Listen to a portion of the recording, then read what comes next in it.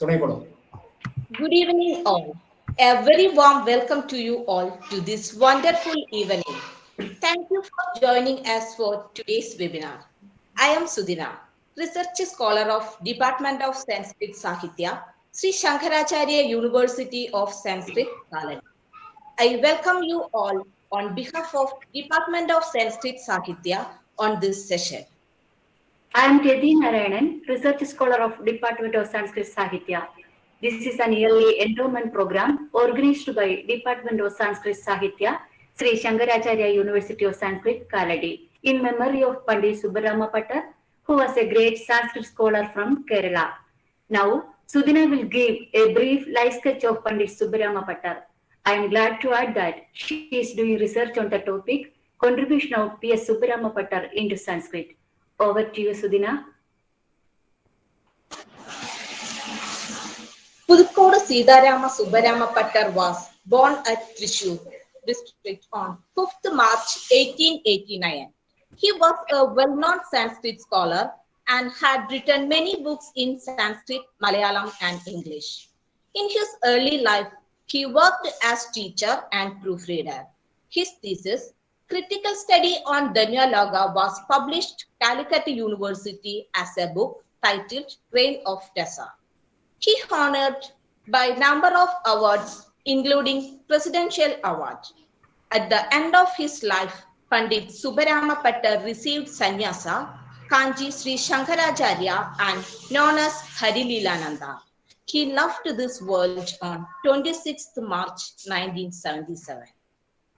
Great persons are immortal. Still, he lives in the heart of Sanskrit lovers.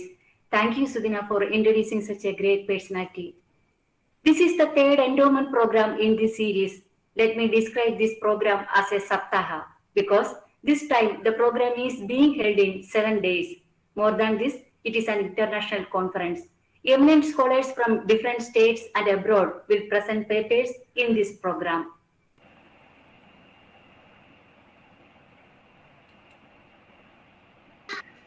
The new horizons of Indological research will be discussed and evaluated here.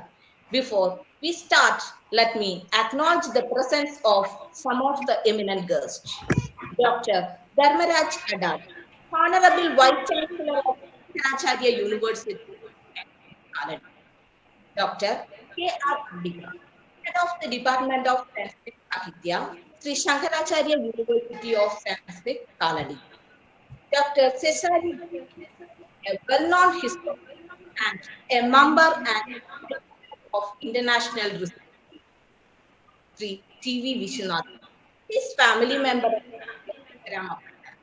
Dr. P. Rajendra, Professor of Sanskrit Literature at Sri Sankaracharya University of Kalady. Dr. P. Minu, Professor, Department of Sanskrit and Director of ITOT, SSUS Kalady. Dr. P. R. Muralidharan, and faculty member of SSUS Kalady.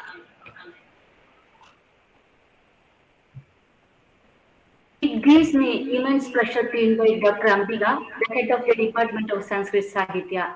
We know, even this time of pandemic, she is trying her best to make the academic activities much better. With all respect and love, I invite Dr. Ambika ma'am to deliver the welcome speech. Ma'am, please. Okay. Welcome all to the lecture series. Department of Sanskrit Sahitya, Sri Sankaracharya University of Sanskrit Kalady has been conducting Sri P.S. Subbaramapattar Endowment Lecture Series every year since 2019 onwards. The last year and this year, we could not conduct the same in offline mode. Hence, we have shifted to an online approach. This online mode has some more possibilities. We have all gathered to take part in this program from different corners of the world. P.S. Subramapata was a master of Sanskrit grammar and poetics. He was honored by the President of India, and he had good disciples also, like Professor Joseph Mundacheri, the first Chief Minister, Education Minister of Kerala, Vaidya Bhushanam, Raghavan Tirumulpad, novelist K.B. Sree Devi, etc. And Sri P.S. Ananta Narayana Shastrigal, a reputed scholar of Vyakarana, was his elder brother. His main works are Spodasiddhi, Kavi Prashasti, Krishivalannigam, Jayantamangalam Ayya Shastrinaha, Anandavanam, Navina Ganidam, Suvarna Pushpam, Abhira Kumara, Paschatya Vimarshana Sarani, and the list goes on. The family members of Subramapata donated an amount of 15 lakhs to our university to conduct an endowment lecture every year. We take only the interest of the same and a matching amount granted from our university to conduct the program annually. Now I switch on to my duty. In the inaugural session, our Honorable Vice Chancellor Dr. Dharmaraj Adat is presiding over the session. Previously, he was the head of our department and played a crucial role in developing it. He is a writer, academician, and a good coordinator. With his coordinating capacity, our university has bagged A+ grade from NAC. I wholeheartedly invite Dr. Dharmaraj Adat to preside over the inaugural session. Then I invite Dr.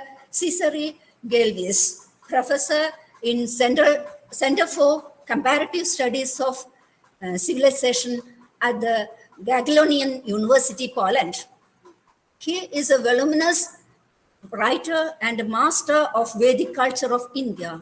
3 years back, our department had conducted a colorful international seminar on festivals, and Dr. Sree Galvis led a session. He has written many books like A Commentator in Service of the Empire, Sayana, and the Royal Project of Commenting on the Role of the Veda, Kingdom of Memory, Empire in Ink, the Veda and the regional print culture of colonial India, etc. We cordially invite Dr. Sree Galvis to give an inaugural address to this program. Then we have the all-important keynote address, which will be delivered by Dr. C. Narayanan. Dr. C. Rajendran. He was the senior professor of the Department of Sanskrit, University of Calicut, and visiting professor of many foreign universities. Now, Dr. C. Rajendran is working as an adjunct professor of our department. Under his supervision, many students were awarded PhDs. He continues to enlighten to our researchers. I wholeheartedly invite Dr. C. Rajendran to deliver the keynote address. Then I invite Sri C.V. Vishwanathan from Chennai, the family member of Subramapata, to deliver the felicitation speech. Then I invite our Dean of Studies, Dr. V.R. Muralidharan, need no formal introduction here. Then I invite Dr. T. Mini, convener of this program and the star of our department, to deliver the vote of thanks. In the coming days, we will meet the following international scholars who will be with us to share their immense knowledge. Like Dr. A.C. Narayanan, great Malayalam novelist from Kerala. Dr. Nirmala R. Kulkarni, scholar in linguistics and Vedic literature from Pune. Dr. Jiu Tite, former professor of Sanskrit and Prakrit from Pune University, Dr. Tiziana Pontillo, professor of linguistics, University of Cagliari, Italy, Dr. S.A.S. Sharma from Pondicherry University, Dr. Lydia Sudeka from Department of Language and Culture from Poland, Dr. V.R. Muralidharan, Professor of Sahitya, Department of Sri Sankaracharya University of Sanskrit, Dr. T.N. Satishan, Professor of Malayalam, Aligarh Muslim University, Uttar Pradesh, Dr. Keshavan Velutat, former Professor of History, University of Delhi, Dr. M.V. Narayanan, Professor of English, University of Calicut, Dr. T.B. Venugopalapanikka, former Professor of Malayalam, University of Calicut, Dr. P.V. Ramamurthy, Adjunct Professor of Sanskrit General, Sri Sankaracharya University, Dr. P. Girishan, Engineer, Kerala Water Authority, Kozhikode, Dr. Mrinal Kaur, Professor of Indian Philosophy, IIT Mumbai, Dr. Sangeeta Menon, Dean and Professor, School of Humanities, Indian Institute of Science, Bangalore. I invite all these participants to this program. Finally, I invite all members participated in this program in the name of the department and university. Welcome you all. Thank you. Even in few words, Ambika ma'am introduced our guest and had given an outline of our 7-day webinar. Thank you, ma'am.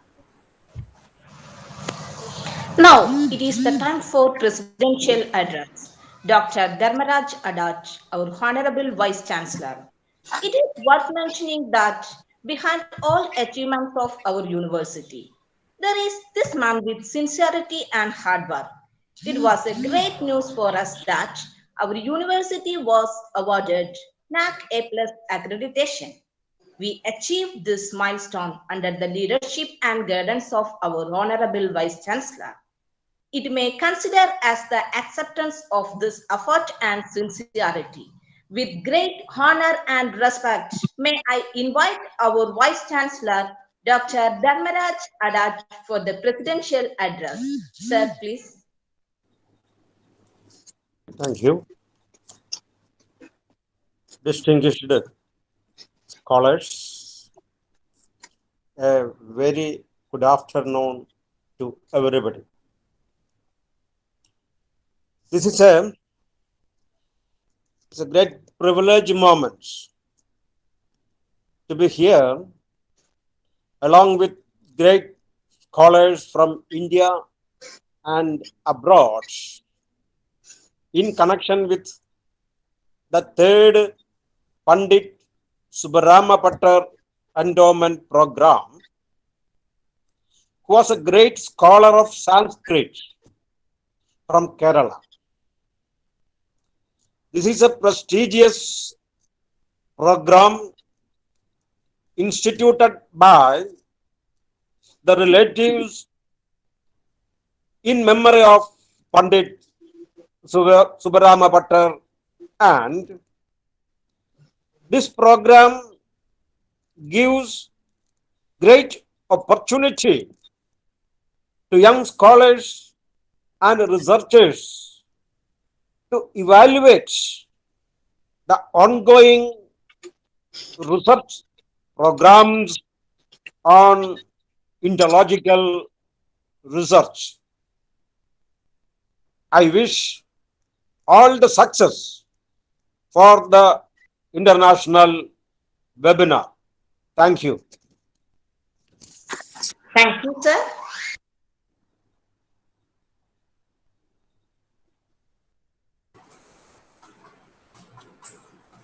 Sudhina? Yes. No event chants up with a formal inauguration, and thus may I invite Dr. Cesare Galevich to inaugurate the function. Dr. Cesare Galevich is from Poland, and he is an eminent Sanskrit scholar. He's a historian of civilization, a researcher exploring contemporary forms of cultural, religious, and literary traditions of South Asia, and he is a visiting professor in EHES Paris. In his inaugural he will speak on the topic The Future of the Past, the Veda in the tertiary of a Hindu temple and the royal privilege of Varam recitation.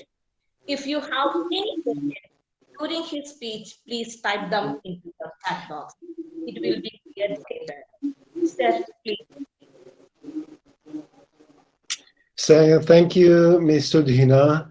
I hope you can hear me. Is it all right? Sure, sure. Good. Sure, yeah. Fine. So you cannot say how happy I am that we can share at least the digital electronic space together. I would prefer much more to be in Kalady in person, like it happened just not long ago. Was it 2 years ago?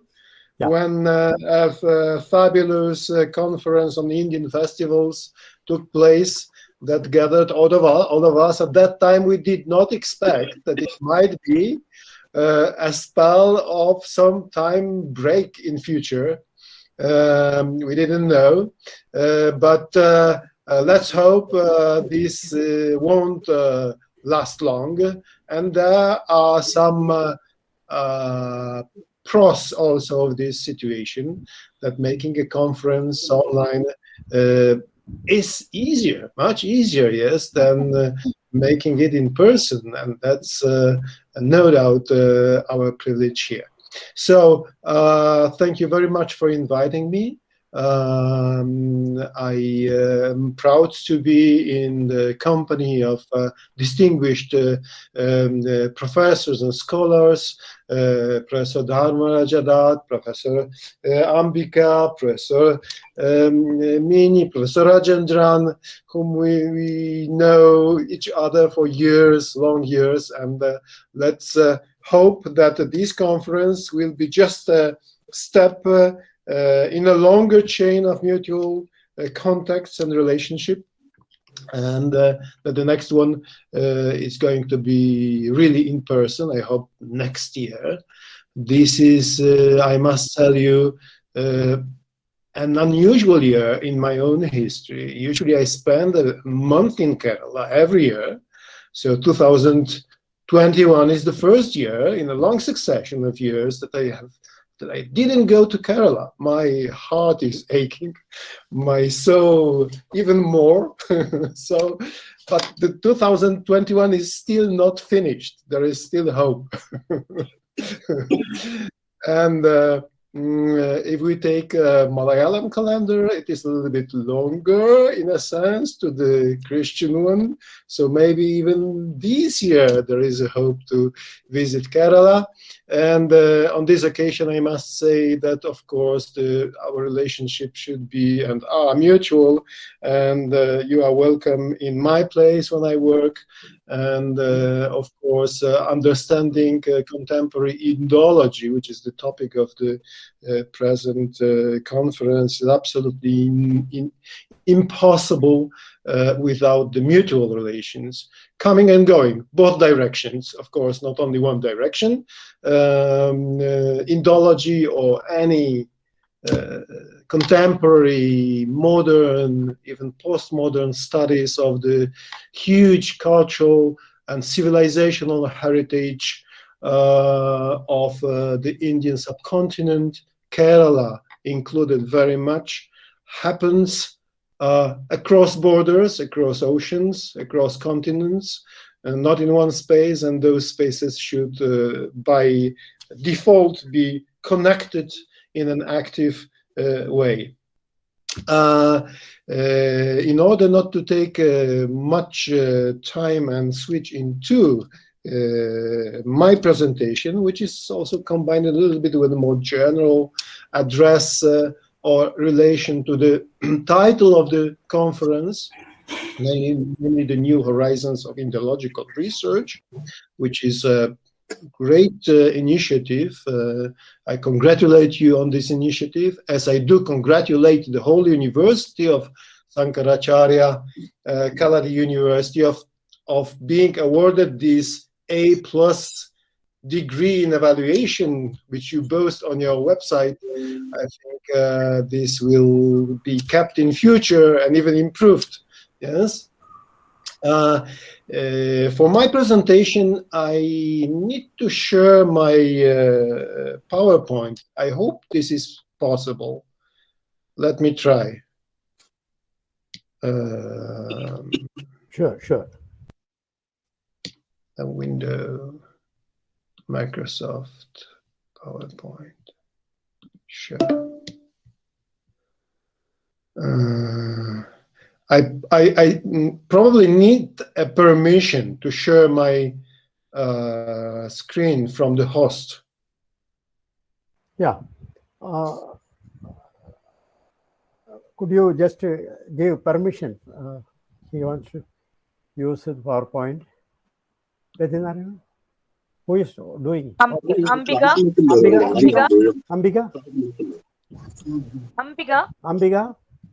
Hello.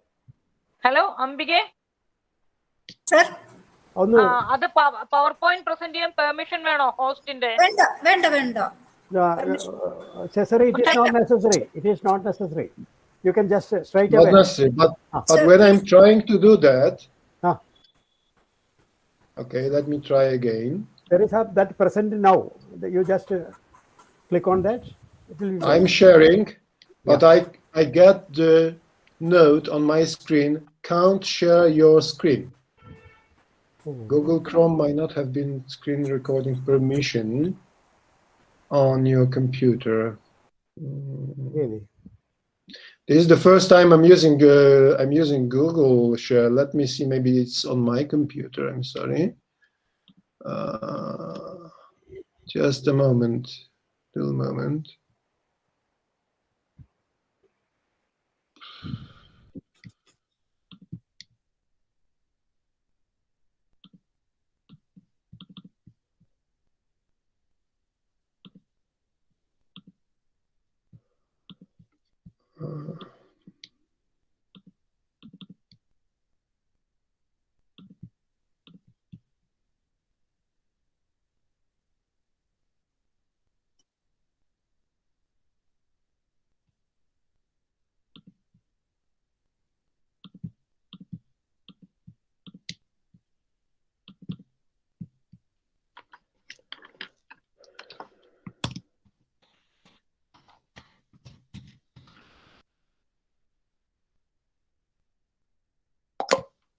I'm trying to do something. Let's see.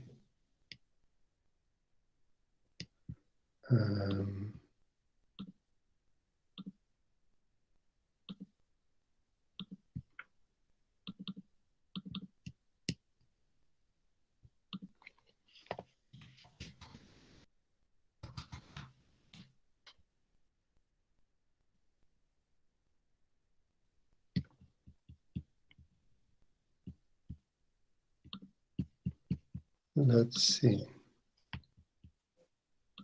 If it doesn't work, Cesare, you can do one thing. You can use the screen, this PowerPoint for your use, and you can give an oral presentation.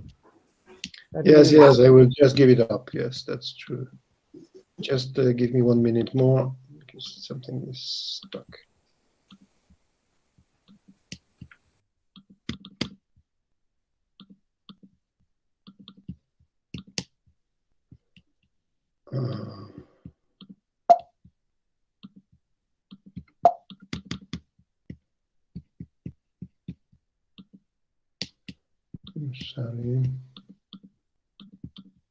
I'm sorry, but I tried to do something and probably okay.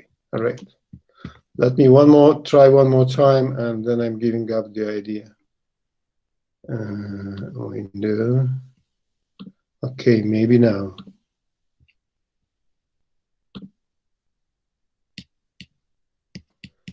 Can you see it? We can see you on. Yeah. Yes, sir. It is working. Yeah. sir. Oh, It is wonderful. visible, sir. Working? Wonderful, wonderful. Yes, Yeah, yes. fine. Yeah, yeah. Fine, all right. Now I don't know what to do so that I'm saying that. Okay, maybe like that. So, sorry for that little disturbance. The title of this presentation is The Future in the Past, with the subtitle The Veda in the Territory of a Hindu Temple and the Royal Privilege of Varam Recitation. The picture you can see here on this opening slide is not my own picture. I took the opportunity of sharing a picture by a photographer who, with a long lens, succeeded in peeping into the Padmanabha Swami temple in Travancore a few years back during the Murajapam festival days. Photographers are not well seen inside. That's why only outside pictures sometimes reach us. Generally, this topic, namely the Veda within the temple, is for Indologists today, remains for Indologists today a vague territory. We don't know actually much for sure because most of the past Indology was concerned with textual sources, which usually presented the things how they should look like, not necessarily how they did look like, which is a major difference. And in general, as the main title suggests, my presentation here concerns historical aspect of the contemporary Indology and the future Indology, and the horizon, one of the horizons of Indological research, which is historically oriented. Why? You will see in a moment. I hope that this works. I don't know how to move the. How to move. You don't have that power from the slideshow. Will you click the slideshow? Yes, I'm using the slideshow, but it doesn't go ahead for some reason. Why? Let's see. Maybe like that. All right. Yes. Yeah, Good. Yeah. Fine. Let me start with a quotation from a book which apparently has little to do with the topic of our conference, but only apparently. This is a book by Reinhard Koselleck, a famous historian from Germany, who is no more. He died in 2006. He penned several books that paved the way for understanding historical research in a particular way, known in English language international zone as conceptual history, understanding history through concepts, more or less simplified. Anyway, my quotation comes from one of his books, which was translated into English as Futures Past. You can see it to the left of the slide. I hope it is visible, the title, because that's essential for my talk. Futures Past. Can you see it? Yeah. Good. So Futures Past is an English rendering of the German original, published in 1975, entitled Vergangene Zukunft. The English translation in its newer form appeared in 2004, and I'm quoting from this work, and actually not the work itself, not the translation itself, but the introduction to to the translation. And it is quite important. Why? The translation was made by Keith Tribe in 2004. And in this introduction, the translator of this German historical work writes, the term vergangene Zukunft is translated in the text as former futures. So different than the title you can see on the title page, yes? Former's futures. And this should have been taken as the title of the book. However, continues the translator, in casting around for a suitable English translation, the publisher seized upon one of my earlier and more casual suggestions, futures past. And this became set in stone.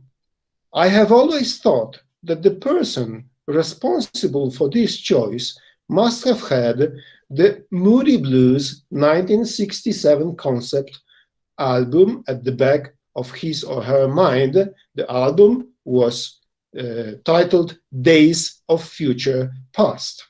And the album he is referring to is one of the pop music star band of the 60s. This is Moody Blues, perhaps some of you know it, legendary pop music, rock music. It's more a little bit more ambitious rock music of the end of the 60s. So that's the connection.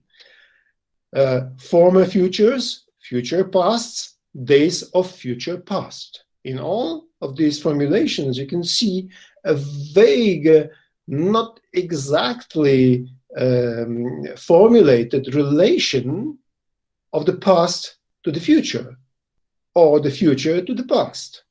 A relation which is stimulating, which as if wants us to do something with it. And that's a peculiar attitude of Reinhard Koselleck's vision of conceptual history, for whom the most important concepts to understand the flow of the time, to make sense of history, not only as past and dates, but a history as a sense-making process, yes, of the passage of time for individuals and for collectives. The most important for him are just those formulations, those concepts, not all of them, but those that in a way make us or make demand on us to do something. Yes, and it's quite important with the little case study that I shall refer to in a minute. As the translator clarifies in the same introduction, Reinhard Koselleck developed his conceptual history in relation to his own teacher's ideas, and his teacher was Martin Heidegger. For Martin Heidegger's, I quote, subject matter of history becomes not simple facticity, but possibilities, more precisely past possibilities and prospects, past conceptions of the future, that is, future past. And the text, I shall make a direct inference to in a while, includes an unusual complex structural plan for the future, which is an unusual text for the textual subject matters that we used to do with in the history of Indology, and also both Sanskrit and other languages, and also for the early Malayalam literature as such, I dare say. Now, to come back to the title of our conference, The New Horizons of Indological Research. We shall never know, of course, what is the future of Indology going to look like. But in order to understand Indian civilization as part of human civilization, we should no doubt work to make Indology, in the broadest sense, more and more historically sensitive. That is, to make an endless effort of making sense of the breathtaking cultural heritage of India in general, and Kerala in particular, why not, always against a historical background, not an isolated one, but as complete as possible, made of various and variegated texts, images, narratives, and performances, always related to wider social, economic, and cultural context, including relations of power, relations of inequality, relations of struggle for recognition, etc., etc. And in this, always in search of concept that used to be coined in an effort of understanding those relations. Yes, and our mutual future lies, of course, in tightening our relationship, in making the mutual Europe-Kerala relations, as I already said, not only past, but historical in the sense of making full benefit of our historical past and potentials for future. Now, coming to the topic of my presentation, the rediscovery of a text that I'm taking this opportunity to draw your attention to, and which most probably quite a number of you know. Let me change the. All right. Have been noticed and welcomed by a number of historians of Kerala, particularly, as far as I know. But as far as I know, there are also voices of mistrust, voices of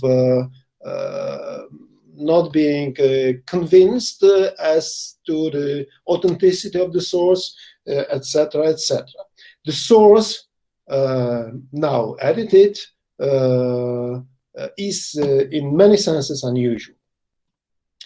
As you can see on the picture, the book is difficult to get. It's out of stock as far as I know now. It's called Valayude Charitram, which translates more or less like a story of narrative or a man named Valla, or coming from Valla family. Yes. So the rediscovery of the Valla's memoir or biography or a story appears to have met the historian's long expectations, even longing for an indigenous account of Hyder Ali's intrusion into Malabar in the second half of the 18th century. This is how this book was welcomed, yes, in a particular way, in relation to particular expectations of historians. This is quite important for my point. The more so that the editor himself decided to introduce his finding to the reader in his introduction again, and I'm making this point. We have introductions. We have introduction to the Kamasalik book. Now we have an introduction to the edition of Valayude Charitram. Introductions are important, and we should not neglect them, because they introduce physically, really introduce things to us, to the reader. So the editor, the late N.M. Nambudiri, decided to introduce the text that he rediscovered and edited with the title Haiderude Akramanam Oru Malayalam Granthavari. And the last word, Granthavari, keeps recurring throughout the introduction. There are several, more than 30 recurrences of this appellation in the introduction of N.M. Nambudiri. So it keeps recurring, apparently in a function of convincing the readers that they are faced with a historical source text. What is also a bit perplexing is the text critical status of this main source document, which he betrays to be something that I would venture to render in English as a paper transcript presented to the court. He mentions the the District Court of Trichur, presented to the court in 1965. He, N.M. Namboodiris, addresses the text he edits, or rather the material form of the text, as pakarpa, a copy, yes, more or less a copy. I would say that this is one of the important concepts in Malayalam that should be paid more attention to, what actually pakarpa is and how it functions, how it builds the relationship between the so-called original and its future copies, yes, succeeding copies. Anyway, this is one of the ways that N.M. Namboodiris tries to build up the authority of these textual sources. He does it also as a historian himself through praising the style of narration of the Valley of the Charitram, drawing our attention to the impartiality of the narration, that the Verla does not stand neither by the king of Koriko, the Zamorin, nor by Haidar, that he shows a little bias towards the interest of his own community, namely the Tanur village. But generally, the style, according to Namboodiri, to N.M. Namboodirri, is a style of an impartial historian, yes, giving most attention to details, to precision, and to the logic of the development of events. Yes? So in that sense, if we believe N.M. Namboodirri, this is something like a source historical text not to be neglected. However, the edited text by N.M. Namboodirri reproduces a different and a bit earlier date, referring apparently to the moment when the very transcript probably had been produced. This is the date 1963, and this date, 1963, in its column version, 1138, recurs in the edited text several times with a different day and of the month of Chingam. So some parts were copied on the 19th Chingam, some other on 18th Chingam, and so on and so on. This date, 1963, recurs throughout the text. What is more, several parts of the transcript, as reproduced in the transcript, are dated to successive days, yes, but it is not in the N.M. Namboodirri's Varlayuda Charitram proper, where the story of the title of the title of my presentation can be seen. The Vela story contains a story within a story, and a book or books within the book. A miraculously surfaced copper plates and several granthas appear in the story, and it is the former one that is said in the transcribed Vela story to contain the account of his ancestor by the unspecific name of Appattu Atiri. Yes. So we have like a postmodern novel. We have a book. Within the book, there is another book, and within that another book is another book. So in a regressive way, we can see a Valayuda Charitram which relates a story of finding a copper plate containing a long narrative written in a script which is hardly recognizable, and also in a language which is convoluted, that demands the people, that puts a demand on the people who find it to redress it in a more contemporaneous script and make a transcript, yes, in order to understand it, yes, and only out of that produced palm leaf grantha. Supposedly, this copy made in 1963 is produced to a court, somehow finds its way to the hands of our editor. So the story itself deserves probably a criminal movie or something like that. It makes a really good read. I recommend it to you. It's full of events and full of imaginative turns of action. So the timeline and the space line do not always come well together. So is the case of the living art of Vedic recitation and the edited Vedic texts.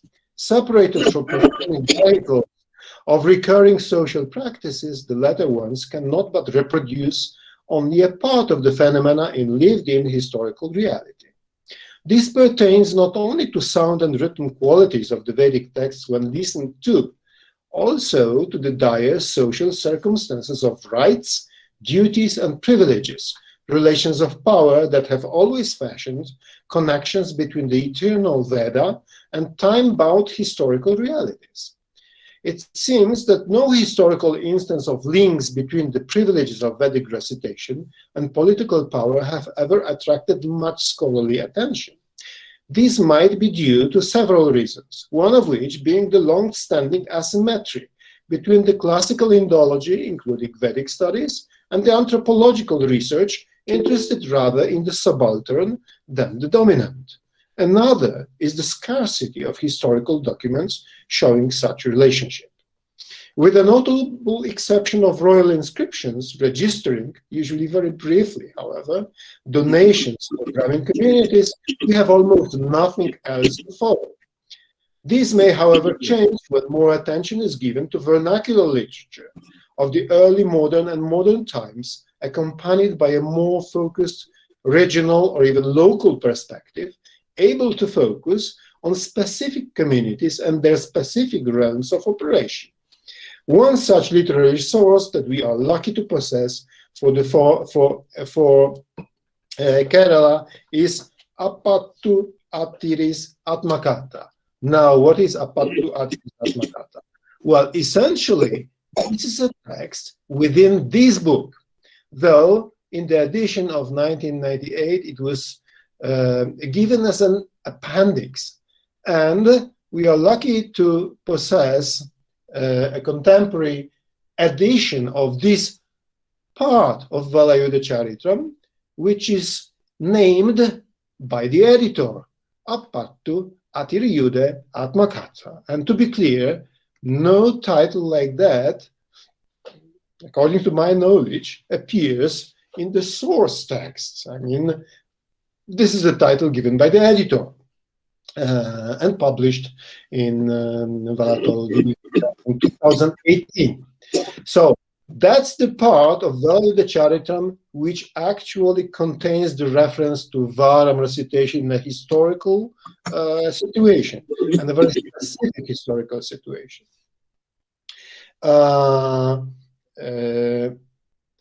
The whole, of course, is quite specific, and a rare instance of localized and richly detailed personal biography narrative. Such is the whole, the Valayuddha Charitram, and also this character can be very well seen in this book within the book, which was edited by V.V. Haridas as Appattu Attiriyude Atmakatha. So both of them offer a precious windows into the actuality of the community and family life, not only the community, also family life of the times, and the time is more or less first half and the part of the second half of the 18th century. Not only does the ensemble of these two works feature a prominent voice of a woman in matters of dharma behavior, but also the circumstances of how the text preserving this voice happened to be discovered. Now, many things. There are voices of women, there are voices of Muslim communities, there are instances of a conversion of Nambudiris into or to the Muslim faith. Many things that used to be marginalized in mainstream narration of Kerala history. Moreover, how the work constructs its own history deserves our careful attention. In the 1998 edition of the Vella's story has been prepared upon a single. The 1999 edition of Vella's story has been prepared upon, as I said, upon a single transcript of a supposed manuscript. N.M. Namburi does not say whether his original source, his eventual originals, is anywhere to be seen. Anyway, he described it after the work itself as a set of 44 oblong palm leaves, ola, acquired from an apparent descendant of the alleged author of the work of the Vella family of Tavanur. And the inner core of this part, featuring as an appendix to Nambudiri 1998 edition, was published as Apattu Atiri Atmakatha by V.V. Haridas. The manuscript said to have been handed over to N.M. Nambudiri by a member of Vellamana in 1965 was allegedly a transcript of a work written in 1781 or 2 by Vella himself. The text itself is replete with dates, with chronograms, with proper names of places, with names of families, with names of rulers, with names of rivers, with names for material objects, with details concerning even art history, just like idols of the temples and many, many others. It's full. It's a mine for a historian. Anyway, it is the initial part of this work, I mean of this text, which was edited by Haridas as Apattu Atiriyu de Atmakatha, that contains a dialogue. All of this work is full of dialogic situation. Almost everything there happens through a dialogue. Somebody is speaking to somebody. Yes, and it's quite informative how it develops. Anyway, one of those dialogues that happens in the beginning of this text, of this Apattu Atiriyu de Atmakatha, features a story which the editor, V.V. Haridas, precedes by the title Varam Mudakki, or obstruction of a Varam, a hindrance to a Varam ritual. The development of the events of this story proves to be crucial for all the development of the whole of Velayuda Charitram as a whole, and the inner book as well. Namely, just to cut it short because we don't have much time, the event of the hindrance of the Varam, of the obstruction of the Varam Mudakki, appears to be crucial for the development of the whole conflict known to historians as Kuru Matsaram, or a conflict between two factions within the Nambudiri families, namely that of later dominant Shukapuram and the other of Panur. And a development in a most unexpected direction, because this direction has something to do with a visionary dream of the hero of this text, namely the Apattu Atiri, who gets a vision of Parameshvara, who tells him what to do, what steps to take in order to reconstruct the good name and the future successful continuity of the community of the Panur Brahmanas. So it contains within itself a scheme for the future. Yes, a project for the future. And it is this project of the future which is given prominence within the Velayuddha Charitram as a find, a discovery written on the copper plates, yes? And what is more, the prediction of this visionary comes true. I mean, the details that had been given into as a prediction in this visionary prove to take flesh, so to say. The words take flesh, yes, become true. And through following the provisions of this vision that Apattu allegedly had in his dream after spending 11 years in meditation in a temple, they come true, yes, and they help to re-establish an idol of the deity of the Pani, and re-establish to some extent, of course, the good name of the community that suffered in the past from events that, at least to some part of these communities, were not rightly ascribed to their bad name. Anyway, what is it all about to do with Varam? This short dialogue that happens at the beginning shows an actual performance of a Varam ritual, namely the recitation of part of selections for Rigveda Samhita according to a particular pattern, which is known as Krama, a step-by-step pattern, and we are given the place where it happens. It happens in Vellalur Shiva temple, and the editor of this text, namely Vivi Haridas, recognizes this place today as a Shiva Kshetram, approximately 1 kilometer away from the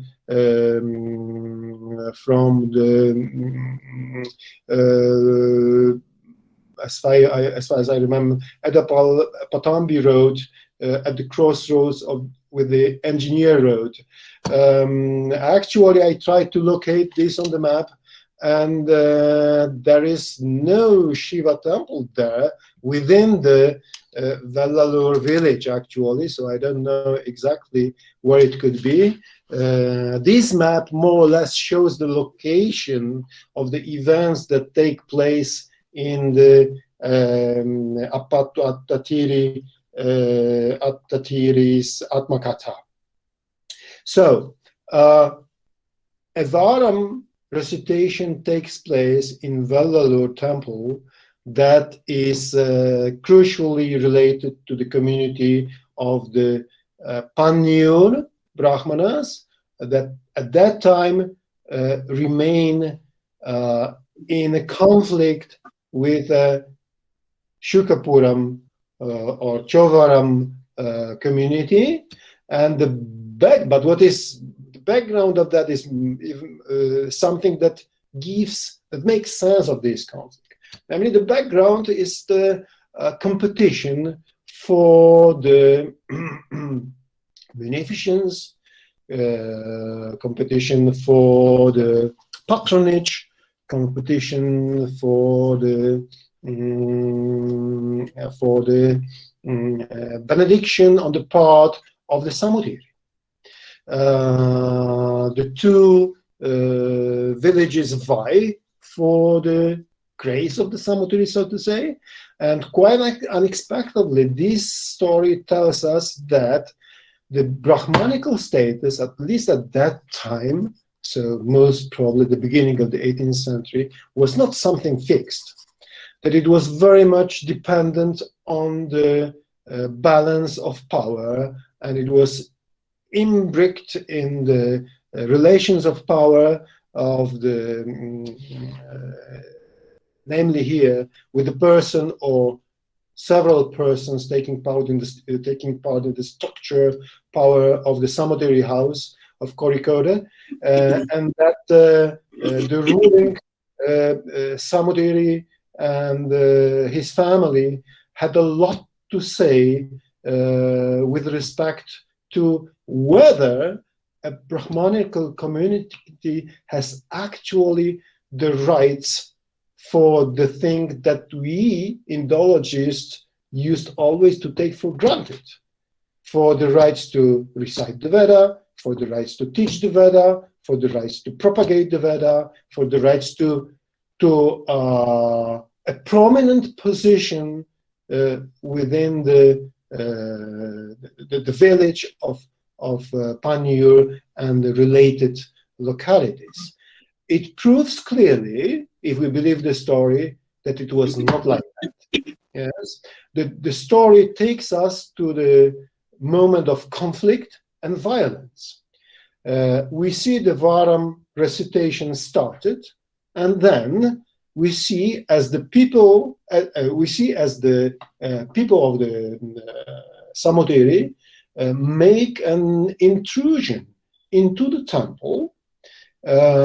Several persons, we presume from the text that maybe some of them armed, they make their presence within the time of the Varam and insist that the Varam is stopped on the grounds that the performers have no right to do what they are doing. And these people of Samudiri try at first to convince the performers to stop what they were doing and refer to some events in the past where some participants of the Panjur Gramam lost their ritual purity and by the same lost their entitlement to their relations with the Veda. The performance of this Varam react with disbelief and react with their own story, which insists that it was only a part of the Panjur village that went the wrong way. The other part apparently remained true to their Brahmana status and by the same retained their rights for performing the Vedic rituals, the Varam recitation ritual included. Yes, then a conflict takes much violent dimension, and in the climax moment, one of the people of the Samudiri, accompanied also by Pattars, namely probably the Brahmins of Tamil origin.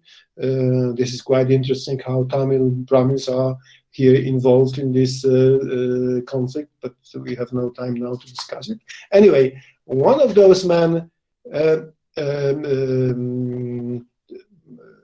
dares to touch one of the participants, one of the performers, one of the reciters, a young man, a nephew of Atili, the supposed author of this story, and jerks at him at his mundu, which is a grave offense to a performer of the Vedic recitation, which is supposed to remain in the state of inner and outer cleanness, yes, purity. So the young man, for him, it was apparently incredible, impossible to face a behavior like that. So he jumps and just beats this intruder. And then a fight immediately starts. So the Varam Vedic recitation turns into a physical struggle. And the people of the Samudiri are chased from the village. And of course, this creates a grave consequences.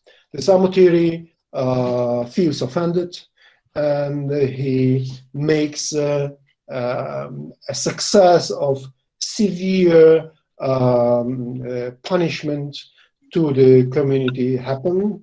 And this is just the beginning of the succession of events that leads to a downgrade of the whole community and leads to the grief of the author of this story, which at first resolves to go to Kashi, but then changes his mind,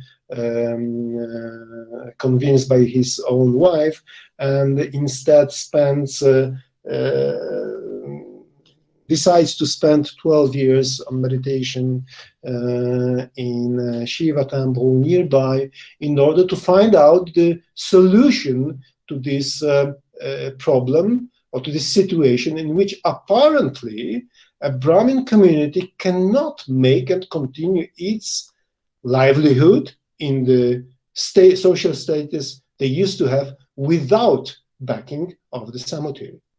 Of course, more of that story gives more and more relevant elements to the picture, like the ready-made procedures for downgrading the social status, the caste, and upgrading the social status for money and for other services done to the king. What I want to say, because my time is, I hope, not ended, but it's probably finishes. So what I want to say, we are privileged here with having a text which puts the things that belong to classical Indology in the sense of reconstructing the ideal pictures of performances, one of the performances of the Vedic Samhitas, gives the historical picture. We have a reliable description of actual Varam performance in a historical context, put against a historical, socio-economic, and cultural context, which is a precious thing because it makes us see how, at least at that time, the power relations could actually change the social balance in both directions. And it makes a great read. I won't continue anymore because otherwise I will take most of the time. And there are other speakers. Thank you very much for the attention, for your attention, for inviting me to this conference. I'm very much looking forward to other speakers. Thank you. If you have any questions and if there's any time, I'm of course ready to answer them within my own competence, which is of course legal. Thank you very much. Thank you, sir. Thank you for your wonderful presentation. It is great pleasure to hear from you, sir. The books you introduced really interest us. You are a great scholar and your interest in Kerala is amazing. Thank you again for your wonderful presentation, Dr. Sree. We know it's raining heavily in most places. Net problems are also there, but please try to stay as long as possible until the session is over. Now, I would like to invite Sri C.V. Vishwanathan to felicitate the event. I am very happy to share that he is from the family of Pandit Subramapata. He graced this occasion with his presence. May I invite him for felicitation? Can you hear me? Over to you, sir. Can you hear me? Yeah, Yes, yes. Very good. Yeah. Very good. Namaskaram. Sir, I am very grateful to Dr. Adat, Vice Chancellor, and Dr. Ravindran of Kalady, Sree Sankaracharya University, to participate in this virtual conference on growth of Sanskrit and also on the life of Dr. Subramapata, who was my guru. I am going to speak few things about Mr. Subramapata as I know him. I'm also grateful to Venkatakrishnan to allow me to join on this program today to speak on my precious and everlasting moments dating back to 1954-55 during my stay with him on my college days in Thrissur in his house, with my teacher and guru, Sree Subramapata, a great scholar, an intellect, vidwan, poet, writer, and Lord Krishna Bhakta, and will try to live up to his and your expectation during this short recitation in my speech. I take liberty in calling him Guru and not by name. First, my Guru Vandanam.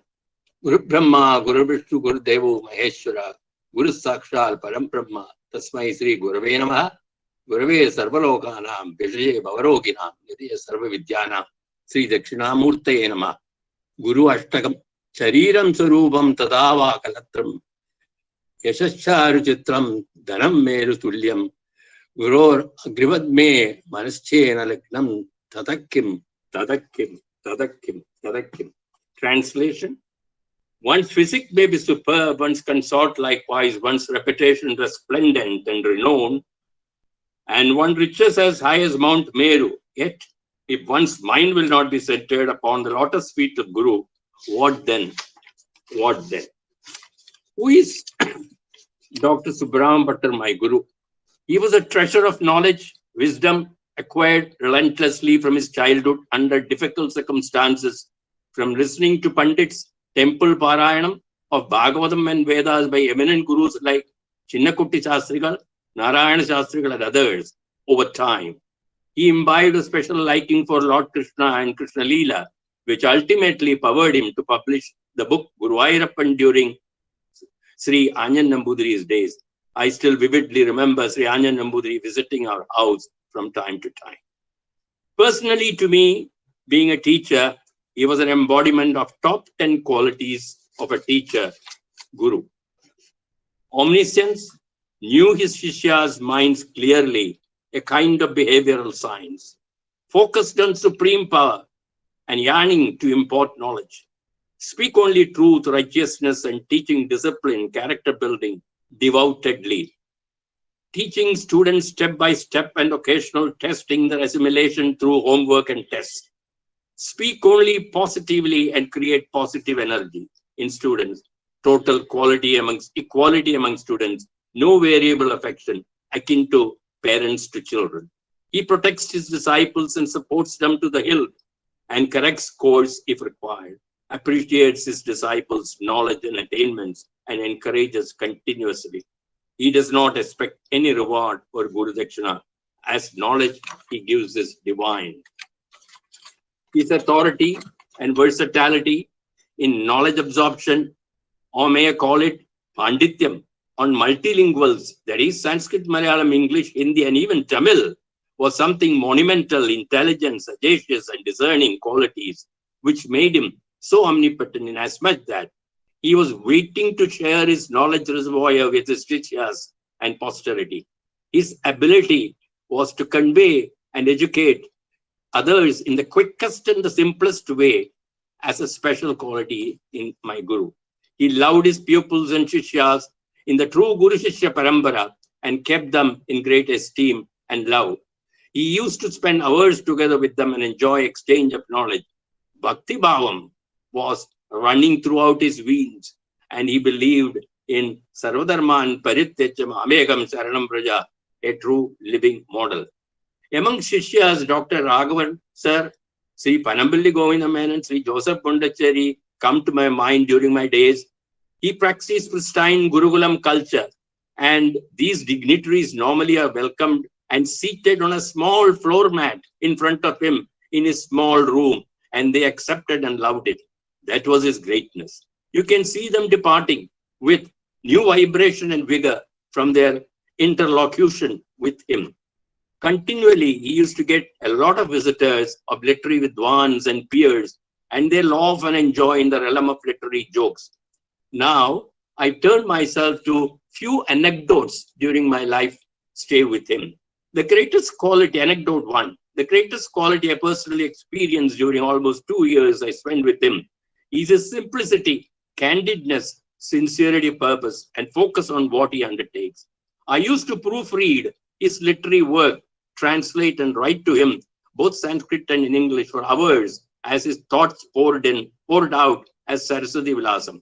Let me share something special When he was writing literary notes for experience, for reference, he used to ask me to locate a book from his large library by the location, row, and page for referral. And I used to wonder his memory power, what we today call artificial intelligence or computer brain. And every time the page location used to be right, he never believed in Adambaram or profligacy. Anecdote 2. Vedamantrocharanam and its phonetic accuracy used to be supremely important to him in his disposition. And when Purohits visit our house, who visit our house to chant mantras during pujas, he used to be somewhat careful. They used to be somewhat careful while chanting. Otherwise, Guru used to rush to correct them in. He was next anecdote. He was somewhat reticent as a man of few words, but a deep thinker always. And once he starts his stroll in the house with his left hand on his head, I know something is brewing. That afternoon, I'll be called to write down either a poem or an article. He had a very great introspective thinking and had a great vision in his inner realm, which translates into descriptive literature and flow like a literary lava of great intensity. This is a unique phenomenon of my Guru. Most of his work and writing centered around praise of Divine Lord or Devi, or religious practices, Bhagavatam and Granthas, Upanishads. In all his writings, he was an embodiment of virtuosity and would never swerve or deviate from the historical culture and religious beliefs and truths. Next one. When I passed out, I was up in Mumbai and Delhi on my employment. I wrote letters to him with a lot of care, but he would preserve these letters and correct them for me when I visit them on holidays. And he will point out, don't commit these mistakes next time. Anecdote 5.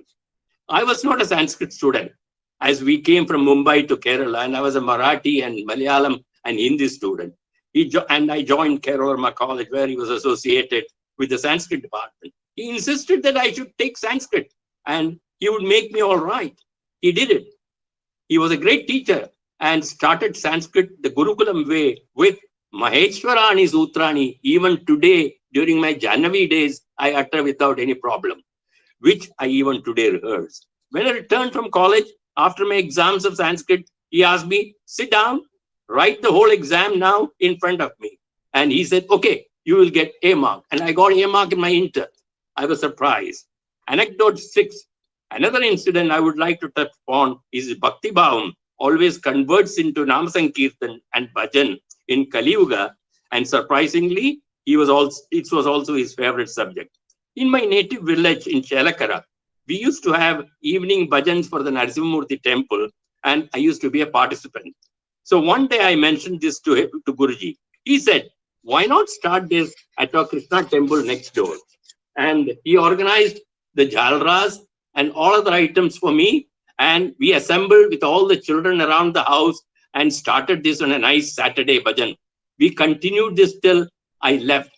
And his wife, my Periyamma, and many residents participated and enjoy the same. Even when I met Guruji's wife recently, before she passed away at the 101, she was 101 in Mumbai a few years back, she happily reminisced with joy the bhajans. Now, when I was employed in Delhi and I was returning to see him on holidays, I asked him, what should I do? And what should I present to him as a Guru Dakshina? His reply was, get me a woolen shawl, because I'm old, I'm getting a little cold these days. Look at this Mahapurusha's simplicity and epitome of simplicity. The most memorable highlight in my interface with Guruji during my stay is this. In 1955, we had Sringeri Sree, His Holiness Jagadguru Sankaracharya of Sri Abhinava Vidyatirtha Mahaswamigal Mahasannidhanam visit us in Thrissur on his tour, and he was housed in our judge uncle's house. His Holiness had brought his retinue of elephants, horses, camels, cows, and his peacock chariot, including 2 trucks of policemen to protect them.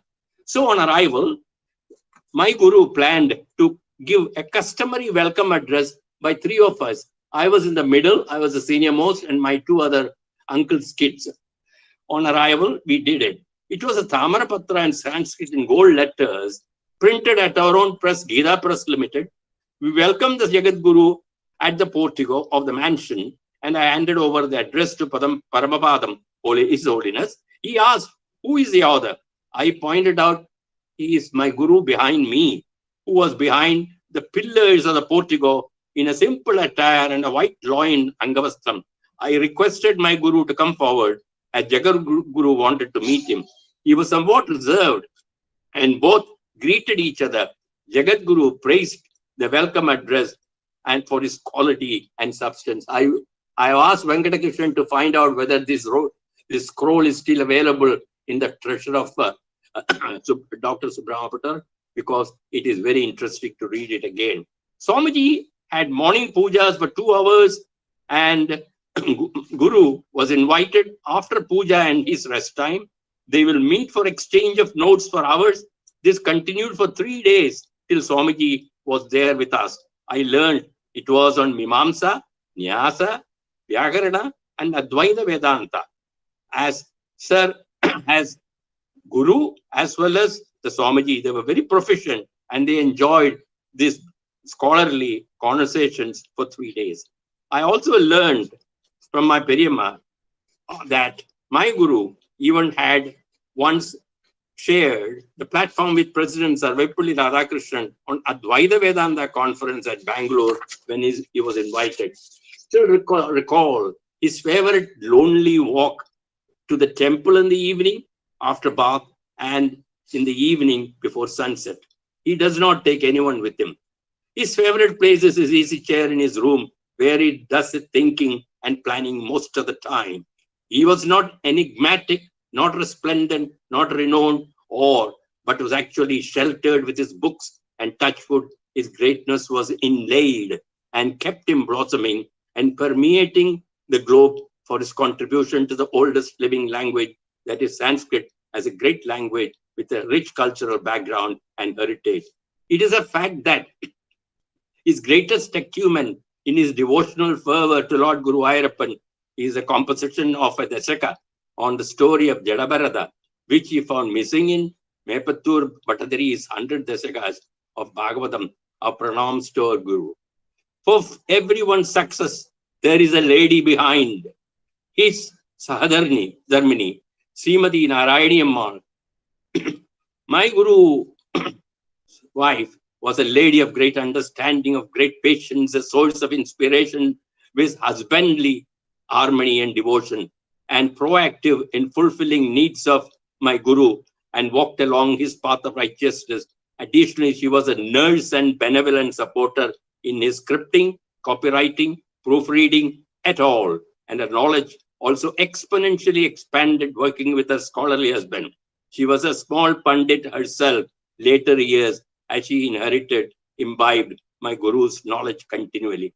During my stay, she was a mother to me, so fondly taking care of me. So, in a nutshell, Sree Subramapata, my Guru, was a Karma Yogi and a divine alloy of truth, bhakti, devotion, sincerity, and knowledge treasure, all encased in one Punyatma. He was a gift of God for our time to Sanskrit literature, and he poured his nectar, embellished in his own style, for ear to see. With this, I conclude my presentation with a salutation to the lotus feet of my Guru, Sree Subramapattar, and my Periyamma for their blessings, which made me a good human being. My gratitude, heartfelt gratitude, and abhinandanangal to all the organizers who invited me to speak to my Guru. And also I want to thank all the participants to bear with me on this small recitation. Finally, I would like to seek benediction of all. Na janami shabdam, na janami charichartha, na janami padyam, na janami gadyam. Chidega padas kritik dodade me mukhanya sarante girascha vichitram. Namaskaram, and my thanks to all of you. Thank you, sir, for joining with us, and thanks for your valuable presentation. Dr. C. Rajendran is an adjunct professor of Department of Sanskrit Sahitya. We know that he is an inevitable part of our department, a great motivator for students and a wonderful guide for researchers and a strong support for our teachers. So many things are there to describe him as he is a family member of our department. I am not going much into a formal introduction. Now he will deliver his speech on traditional knowledge systems as represented in Kerala Sanskrit Theatre. Here I would like to call upon Dr. C. Rajendran for the keynote address. Sir, please. Hello. Good evening. Good evening to distinguished guests, Dr. Dharmaraj, Dr. Sree Galevich, Sri Vishwanath, who illumined us about the greatness of Subramapata, the great Subramapata. My only credential to be the keynote speaker is that I happen to be a faculty member of Sri Kerala Varma College, where he had worked, but that was later, some 30 years later. But still, I am so proud that I am also a part of that great legacy. Today, I will be making a presentation on traditional knowledge systems because I feel that we have to tap all the sources of Indology in modern times to enrich ourselves about the areas which we have neglected for historical reasons. So without much of an introduction, let me go to presentation. I hope I will be able to make that presentation.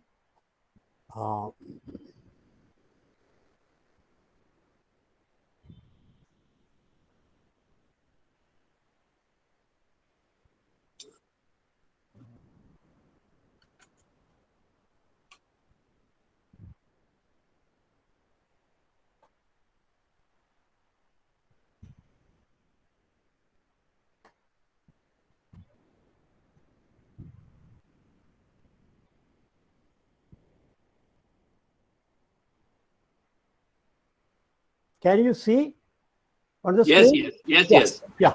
So this is the title, Traditional Knowledge Systems as Represented in Kerala's Sanskrit Theatre. Here, I will be speaking about some of the very interesting, so far as Indology is concerned, knowledge systems which have been a part of Kerala. We can see, sorry, that what happened. Let me.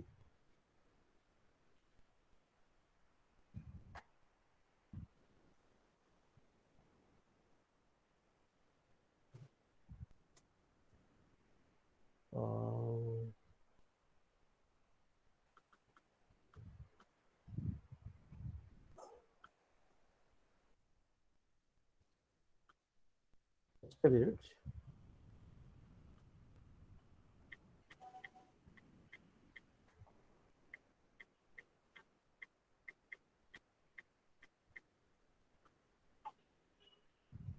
Every time. Okay. Sorry.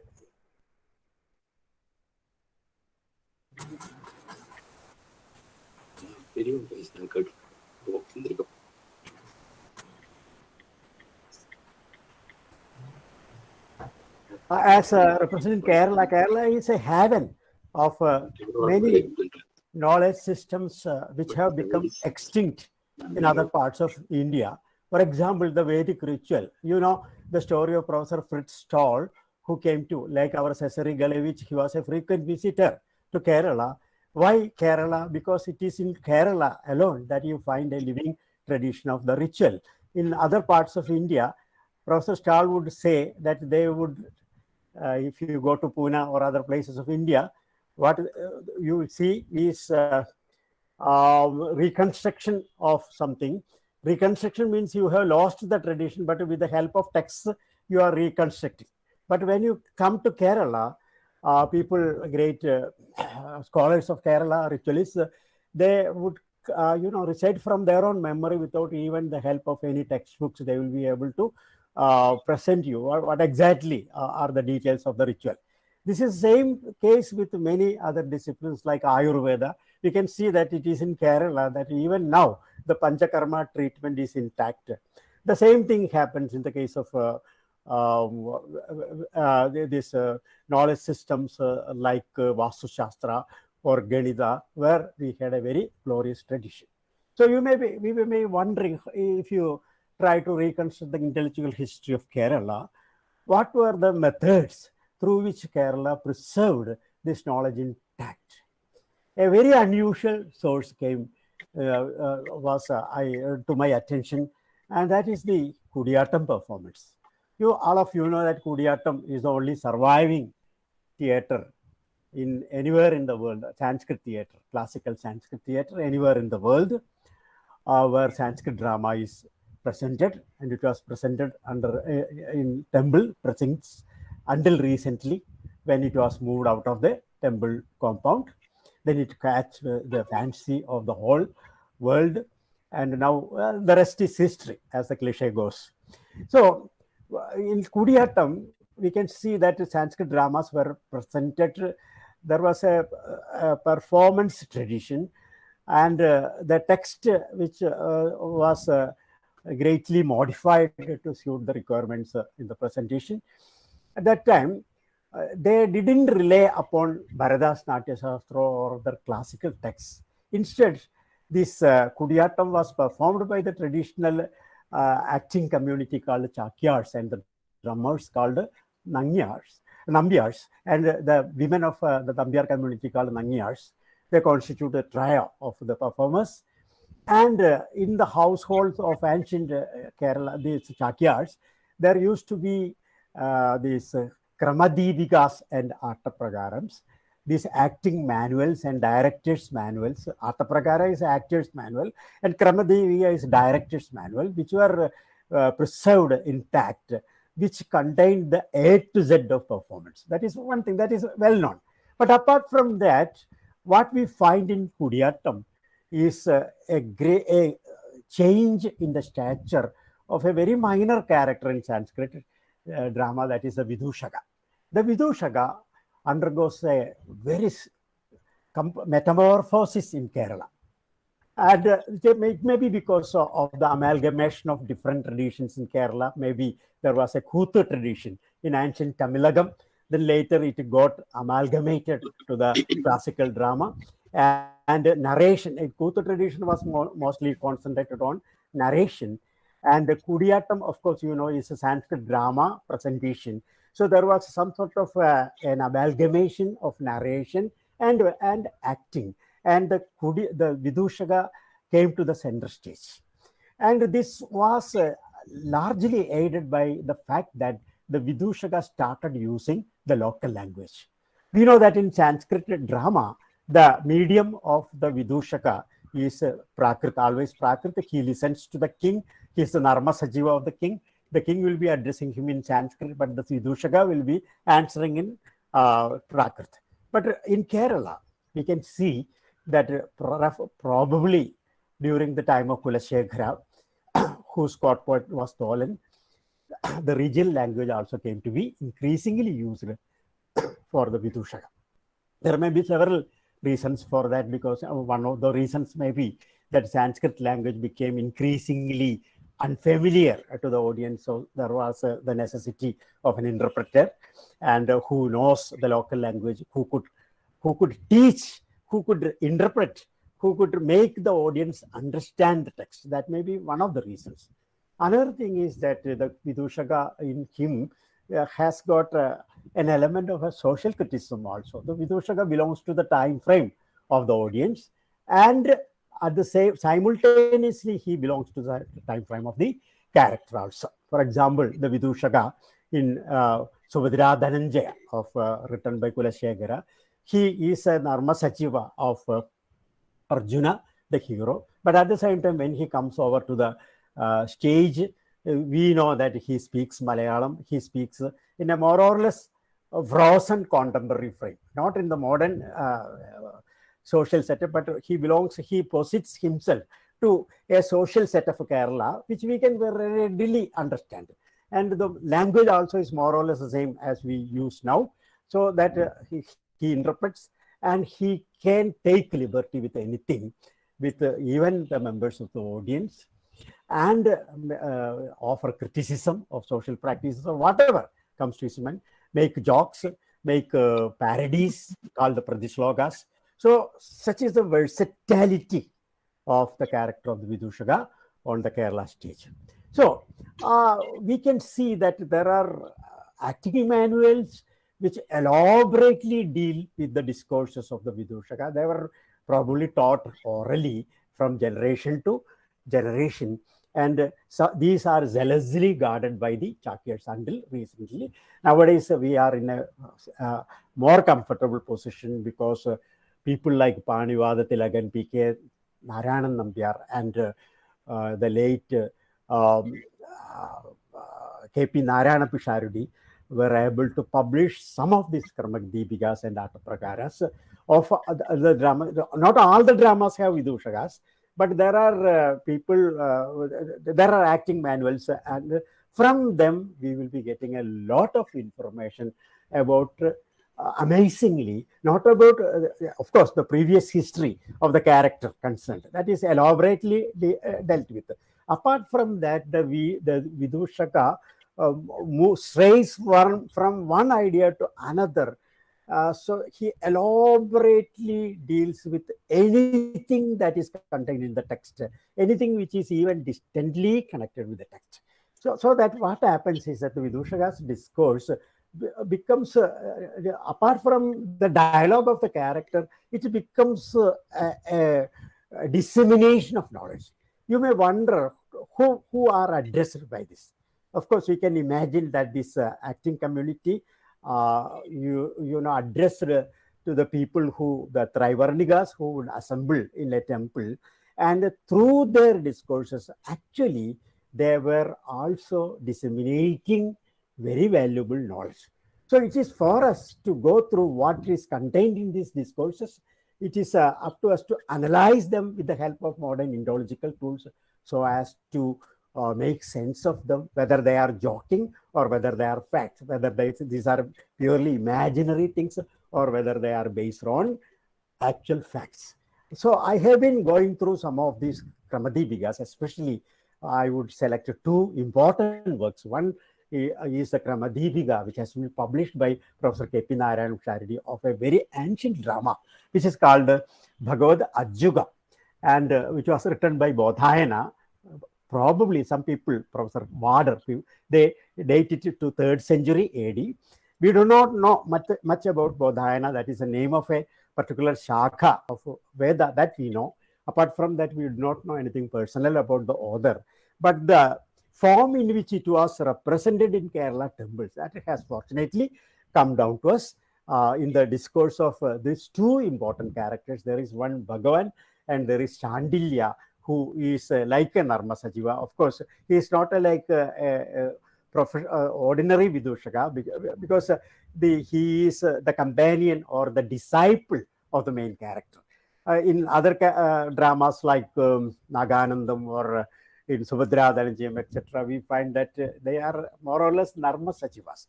The stature of Chandilya is slightly different. And their discourses, especially the discourse of Chandilya, throws a lot of light to many, many amazing fields of knowledge. So we are going to have something like an aerial survey of this. So I have been discussing Kudiyattam as a discourse of Vidushaka. It had probably all the words used in Kudiyattam are a Dravidian Kudiyattam, like that, and they don't use a Sanskrit drama anywhere. And probably this Kutta, another, that is solo discourse of Shakya.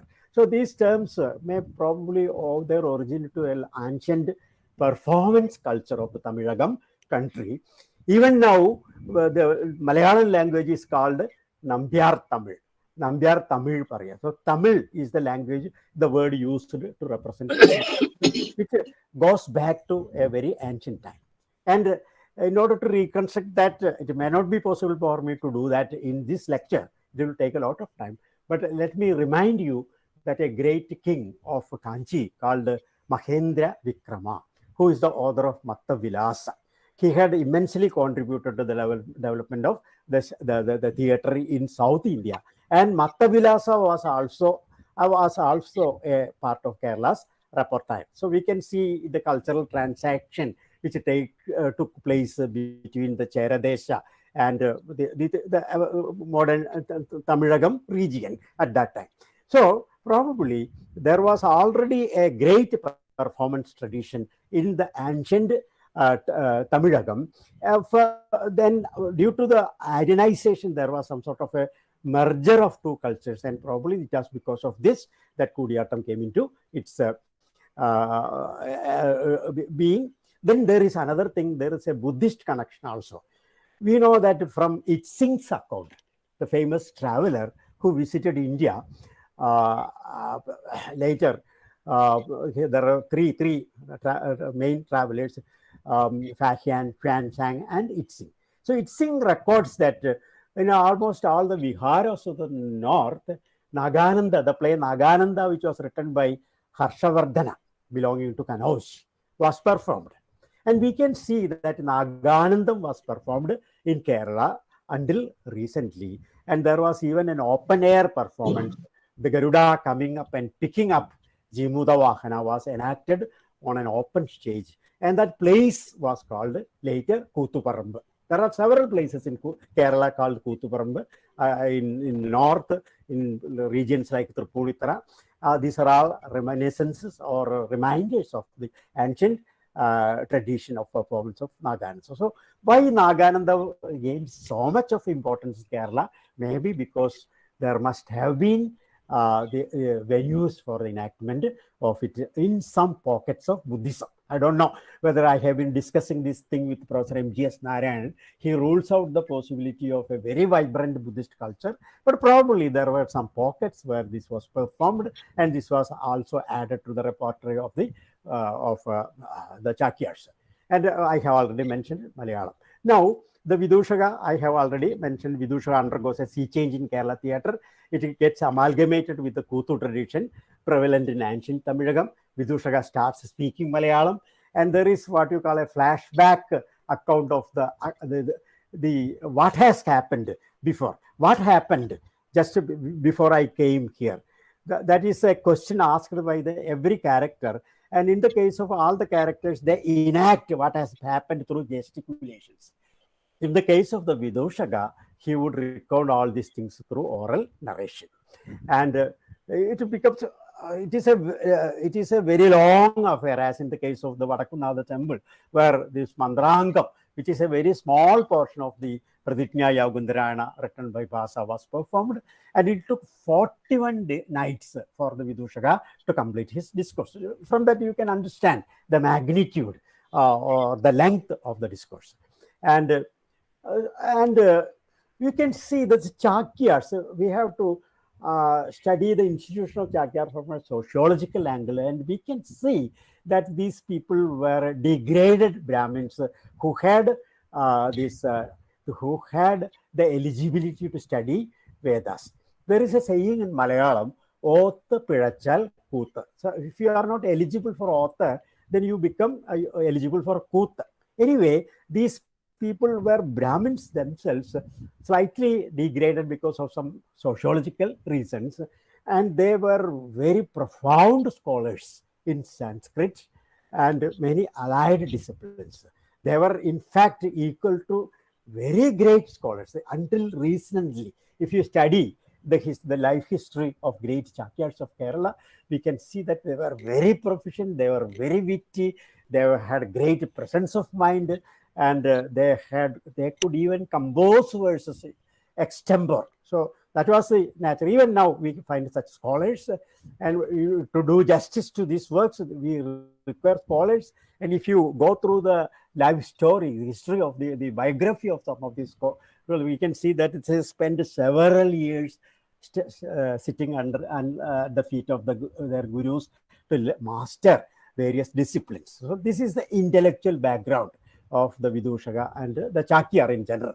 So the Vidushaka's role is as an entertainer. There is not even a single moment of boredom. The moment the Vidushaka comes on the stage, he starts making fun of himself, he starts making fun of the hero. He starts making fun of all the audience, including very dignitaries. Maybe there may be district judges, there may be police officers, there may be even kings.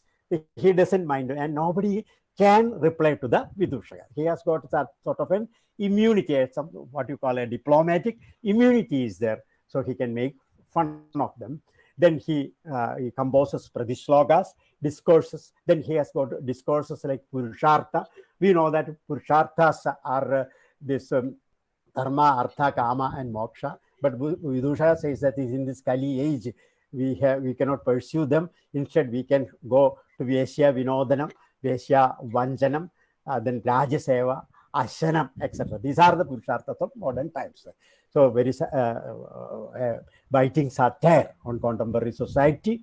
And apart from that, this is understood. Apart from that, the Vidushaka adorns the role of a pedagogical instructor also. He teaches people.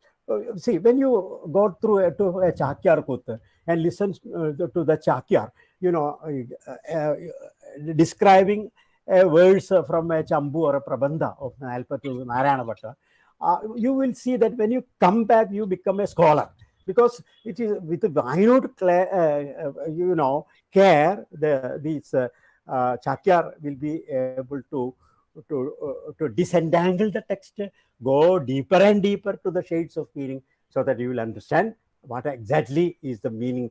And there is no better education. Even if you go to a classroom, you will not be better, educated. So that is the role.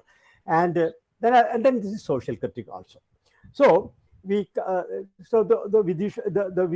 Vidusha is his new avatar. He's a preceptor actually, and he's not a buffoon. Some people there is the character a fool in Shakespearean dramas, and some people tend to translate Vidushaka as a fool. The Vidushaka may appear to be a fool, but he is pretending that he is a fool. Actually, we are fools and we are fooled by him. That we will understand only after the performance. So this Vidushaka, he actually is a teacher. He initiates the audience to Sanskrit, and he also, I am dealing with that, initiates us to knowledge systems, which is very interesting, very intriguing.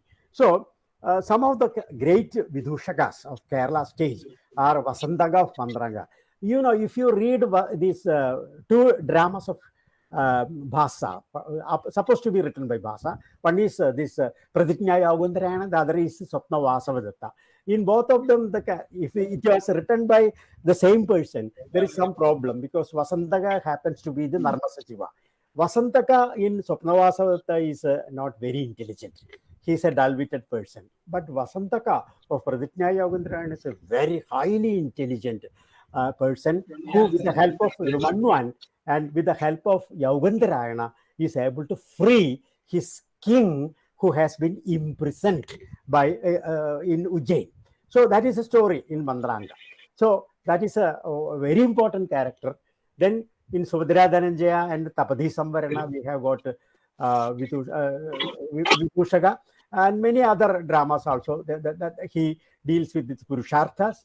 And Shandilya of Bhagavad Gita is another character who also deserves our close attention. So let us have a close look at Bhagavad Gita. The play Bhagavad Gita of Bodhayana and his stage manual called Kramadipika assumed tremendous significance in his profuse reference to knowledge system. It was written around the 3rd century AD. Bodhayana, we do not know anything about him. Probably he belonged to Kerala. We don't know. And that recension, Bodhayana recension is there. So that word indicates the ritualistic tradition of the author.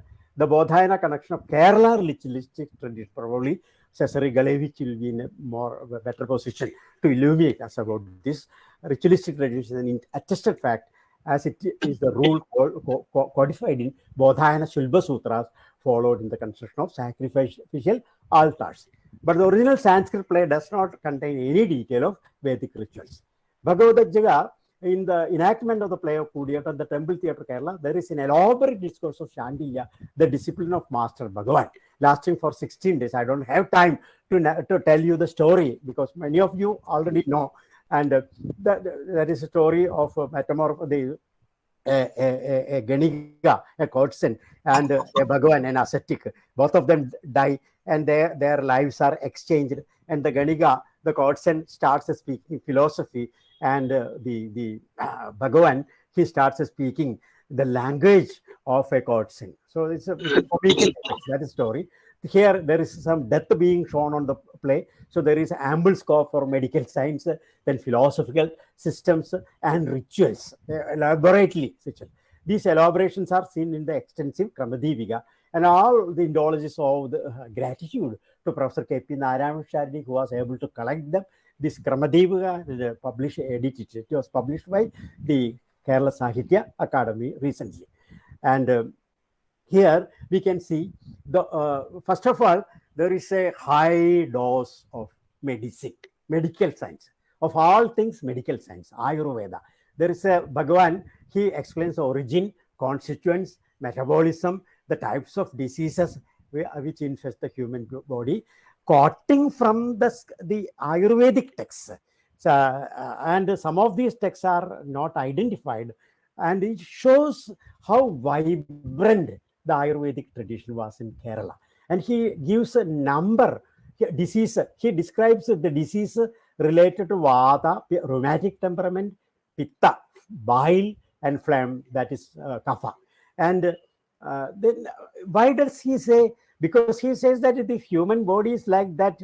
It is a combination of all these elements, and it is destroyed. So you don't be passionately attached to your body, and you prepare the way for the salvation. That is the gist of the argument. But what happens is that in order to drive home this point, he quotes extensively from Ayurvedic texts.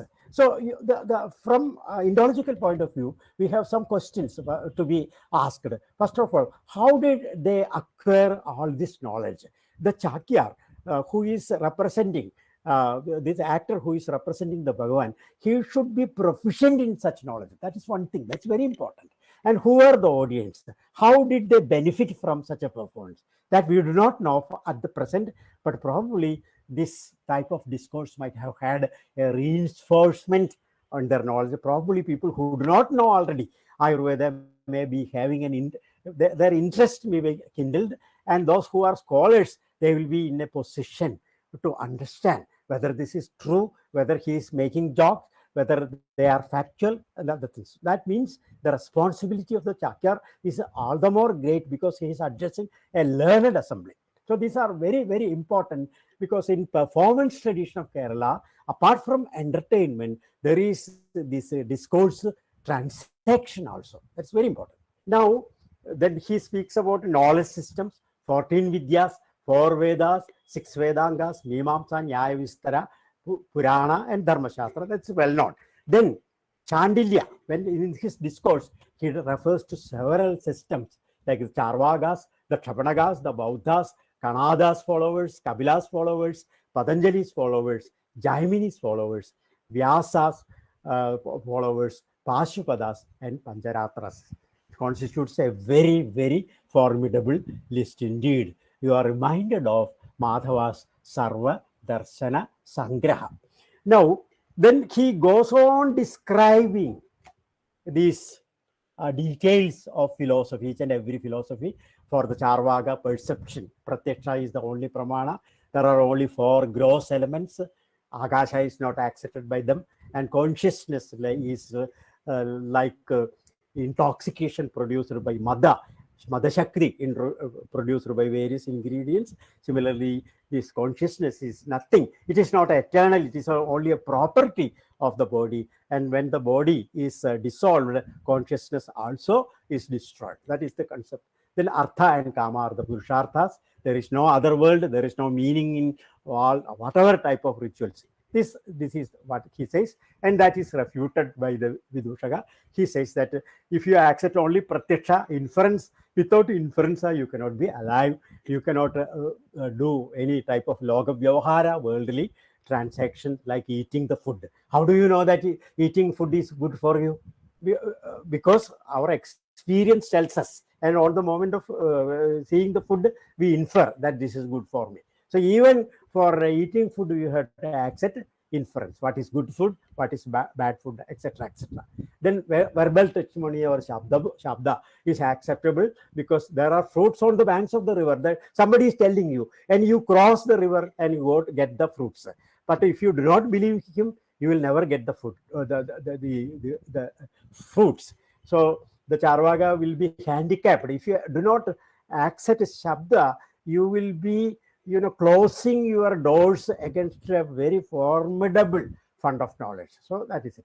Then body cannot be soul.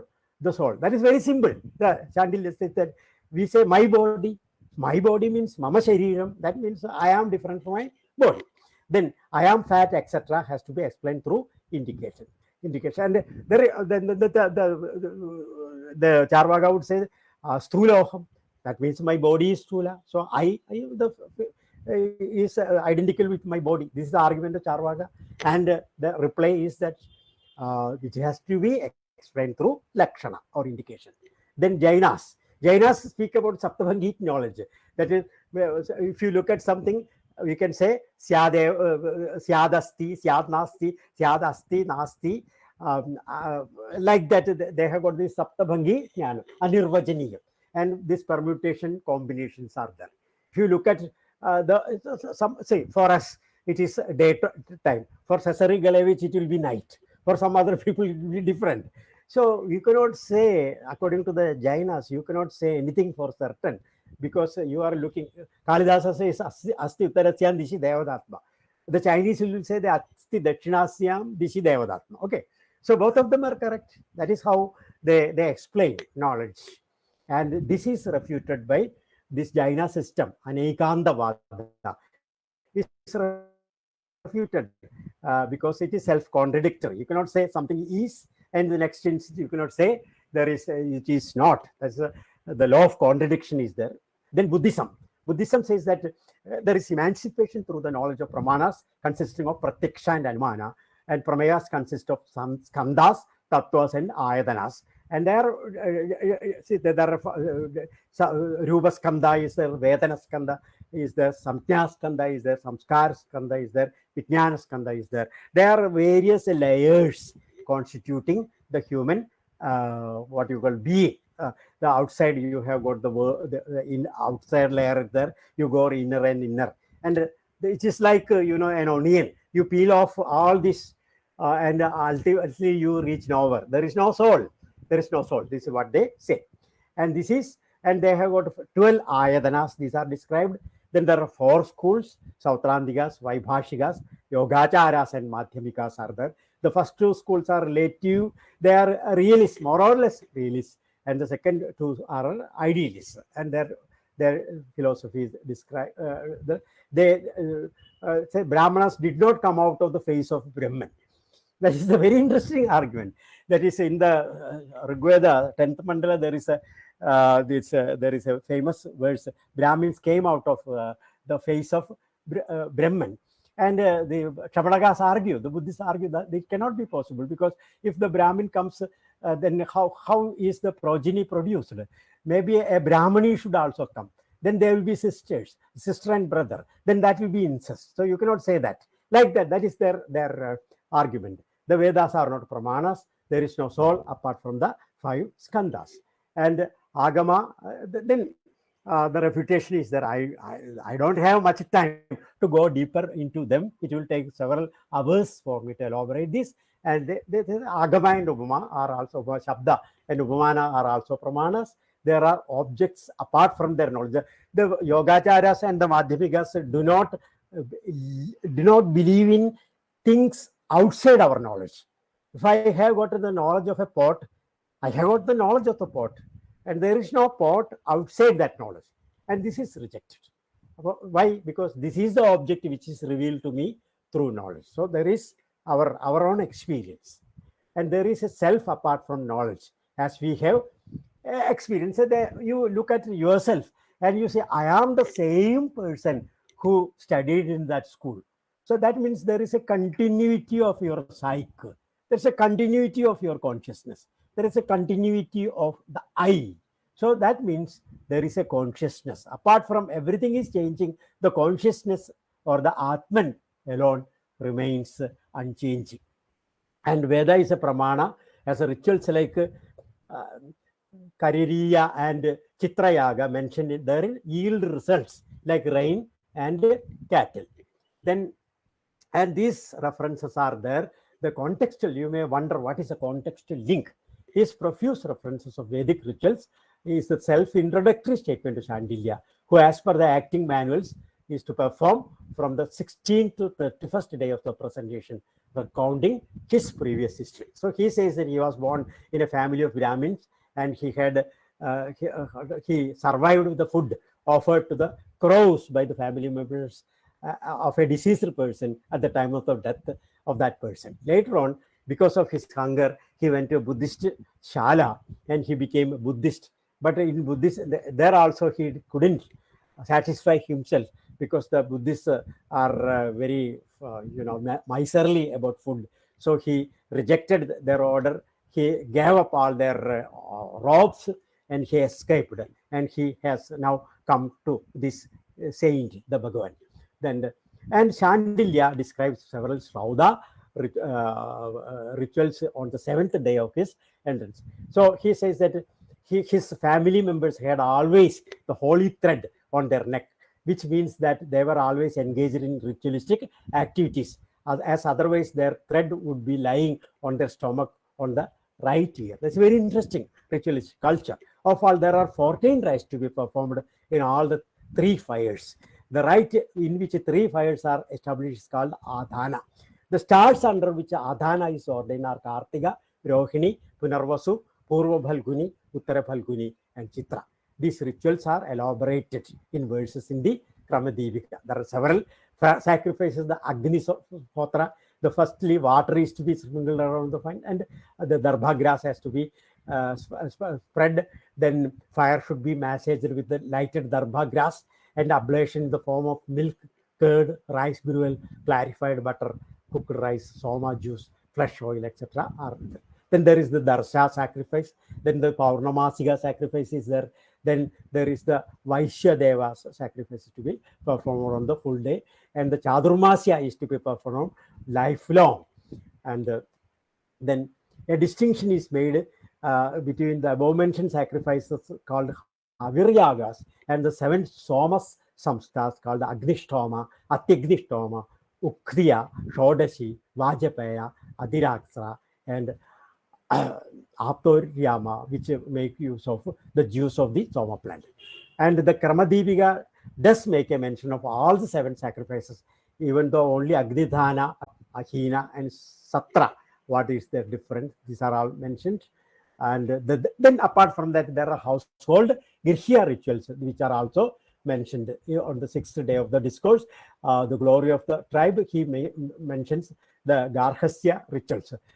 And there are some very interesting, rituals for the Vidushaya also. He should perform this discourse seated on the skin of a deer. He mentions that the sacraments of conception, Garbhadhana, male child quickening rite, Pumsavana, and hair parting, Semanton Nayana, are to be performed before the childbirth. Then whatever the things are to be performed for a householder, the funeral rites are mentioned, and then maintains that the first thing, when a person is dead, the first thing to be ascertained in the case of a dead Brahmin is whether he is a vagabond or a gentleman. If he is a worthy Brahmin, the subject, the charana to which he belongs has to be ascertained. For that, the relevant Vedic background has to be ascertained. That is, if he belongs to the Rig, Saman, or Yajus. Then the Vedic Shakha and the rituals. And the Kramadevika state that in the Rigveda has 21 branches, among which only Pagariyam, a corrupt form of Bhavishya-charana, Ashalayana, and Kaushidaka are famous. If the bali offerings of the departed spirit is given on the 11th day after death with regard to different shakas of the Rigveda, and their details are mentioned, and for Samaveda and for other branches. Then, so it's very, very elaborate. And once I had an occasion to make a presentation of the Vedic rituals in an All India Oriental Conference held in Haridwar. In the Vedic session, I had the rare opportunity to make a presentation of this, because it will take a lot of time, so I don't want to divulge into details. What I want to affirm is that our own Vedic knowledge, that is a very formidable nowadays, thanks to the pioneering work of people like Fritz Stahl and our guest today, Cesare Galevich, and a lot of people who come to Kerala to get to retrieve lost texts, to understand the various aspects. But one important component is the amazingly this Krama Deepika of Bodhayana's work, and there you find a lot of information. I don't want to say that these are all authentic first-hand accounts, but we have got many other documents, and comparing them with this, we will be able to ascertain how this type of knowledge was transmitted, how it was disseminated. Now, I come to another branch, that is statecraft. You probably, some of you know that when Arthashastra of Kaudilya was discovered, Shama Shastri had simultaneously, it was also discovered from Trivandrum, and at that time people did not have any knowledge about the technical terms of used in the Arthashastra, and many people thought that it is all imagination of the people, fertile imagination of Indians, because Indians did not have any concept of state or statecraft. That was the belief of the colonial Indology. But later what happened is that we discovered a Malayalam commentary of this Arthashastra, Bhasha Kaudiliyam, which was probably written in 12th century. And from that, it throws a flood of knowledge to various concepts, various technical terms, various practices of this Arthashastra, including suicidal squad, like Asanna Varga, people who were grappling with this Asanna Varga. What does it mean? Until Professor M.G.S. Narayan came forward and he said that these are cowards, who are chagors, who are there prepared to die for the king. So such things were there in Kerala, and we can see that this Arthashastra was a part of the pedagogy of Kerala kings, the ruling. And we find an inkling of this in the Mandranga also. In the 5th day of Kudiyatam of Mandranga, the Vasandaga says there are two ways. One is Almodaya and the other is Parajyani. That is in diplomacy, you have to concentrate on the rise of the self and the destruction of your enemy. Both of them are equally important.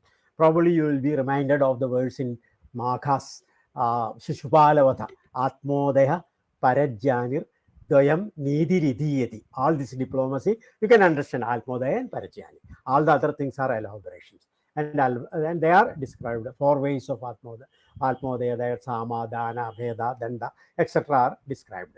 Then there is very interesting thing.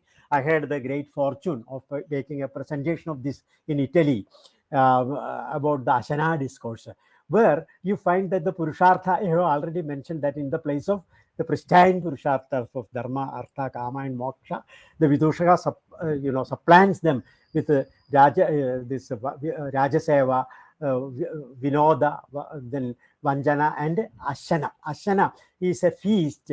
The food culture of Kerala is represented, how all the members of a village called Anadhita Mangalam, they assemble, they march towards the feast of a particular chieftain, and all the elaborate things are described. So this is jokingly done. It is a caricature of the society, but at the same time, as historians, we will be able to find a lot of elements, facts which are related to the food culture, the pre-modern food culture of Kerala, where Kerala's food, the traditional Kerala food, until the advent of people, the colonial masters like the Portuguese, the Dutch, the French, and the English, they came to India, and in Kerala also they came, and we can see that the food culture also changed completely. that the cake was, the first cake was baked in Kerala, in Tellicherry, under the behest of a French army chief. So unfortunately, we don't have this history of food. But if you go to the Vidushaka's discourse, you find a layer of ancient Kerala food culture, where all these things, so all the food articles, the cookery, how they are cooked, how they are to be served, what are the courses in a dinner, and how they are to be eaten. All these things are mentioned. So there is a plantain leaf that is sprinkled with, even now, if you go to any place, with the water, to the fascination of our foreign friends, it is sprinkled with water and water. Clarified butter is to be served. Then plantain fruits and jaggery. Then warm rice is served, which is like tumba, white like the flower of the medicinal plant called tumba, Lucia indica. Then arrive various chips roasted in ghee, made of banana, jackfruit, elephant yam, tuber, etc., etc., etc. And then we have got sorted vegetables consisting of bitter gourd, drumstick leaves, cassia, tora, brinjal, bitter brinjal, plantain, and tender jackfruit. Then ethnic curries of Kerala like Olan, Eliseri, Pachadi, etc. are used. Then comes pickles made of lemon, gooseberry, tender mango, and big mangoes, and sour curry called pulisheri, ginger curd mixture, injithair, etc., etc. are mentioned. Then roasted plantain soaked in jaggery, plain sugar, and steamed banana fruits are served afterwards. Then there is the grand finale consisting of various puddings called payasams in Kerala, and khira in the north. Then there are pappadams, and plantains, rasam, and the concoction made of pepper. And how they are being, the payasam, how they are called prathamans in contemporary Malayalam. They are called sweet curries or madhura curry in the discourse of the Vidushaka. And then the Vidushaka says even Brahma, the creator god, had created this delicacy for human beings. And when the gods became upset over it, he had to create nectar to please them. Amrita was created later. And there are many other puddings of ripe bananas, roasted green gram, jackfruit, and a variety of plantain called Puvan Param. And this sweet fast is to be signed off with a huge dosage of sour curry, which is in turn to be mellowed with the curry called Olan, which consists of vegetables boiled in water. And then there is the final crescendo for the whole feast with a pudding made of rice, sugar, and milk. So we find a rich food culture. If you straight away take this Ashana discourse and you start preparing food, you see you will be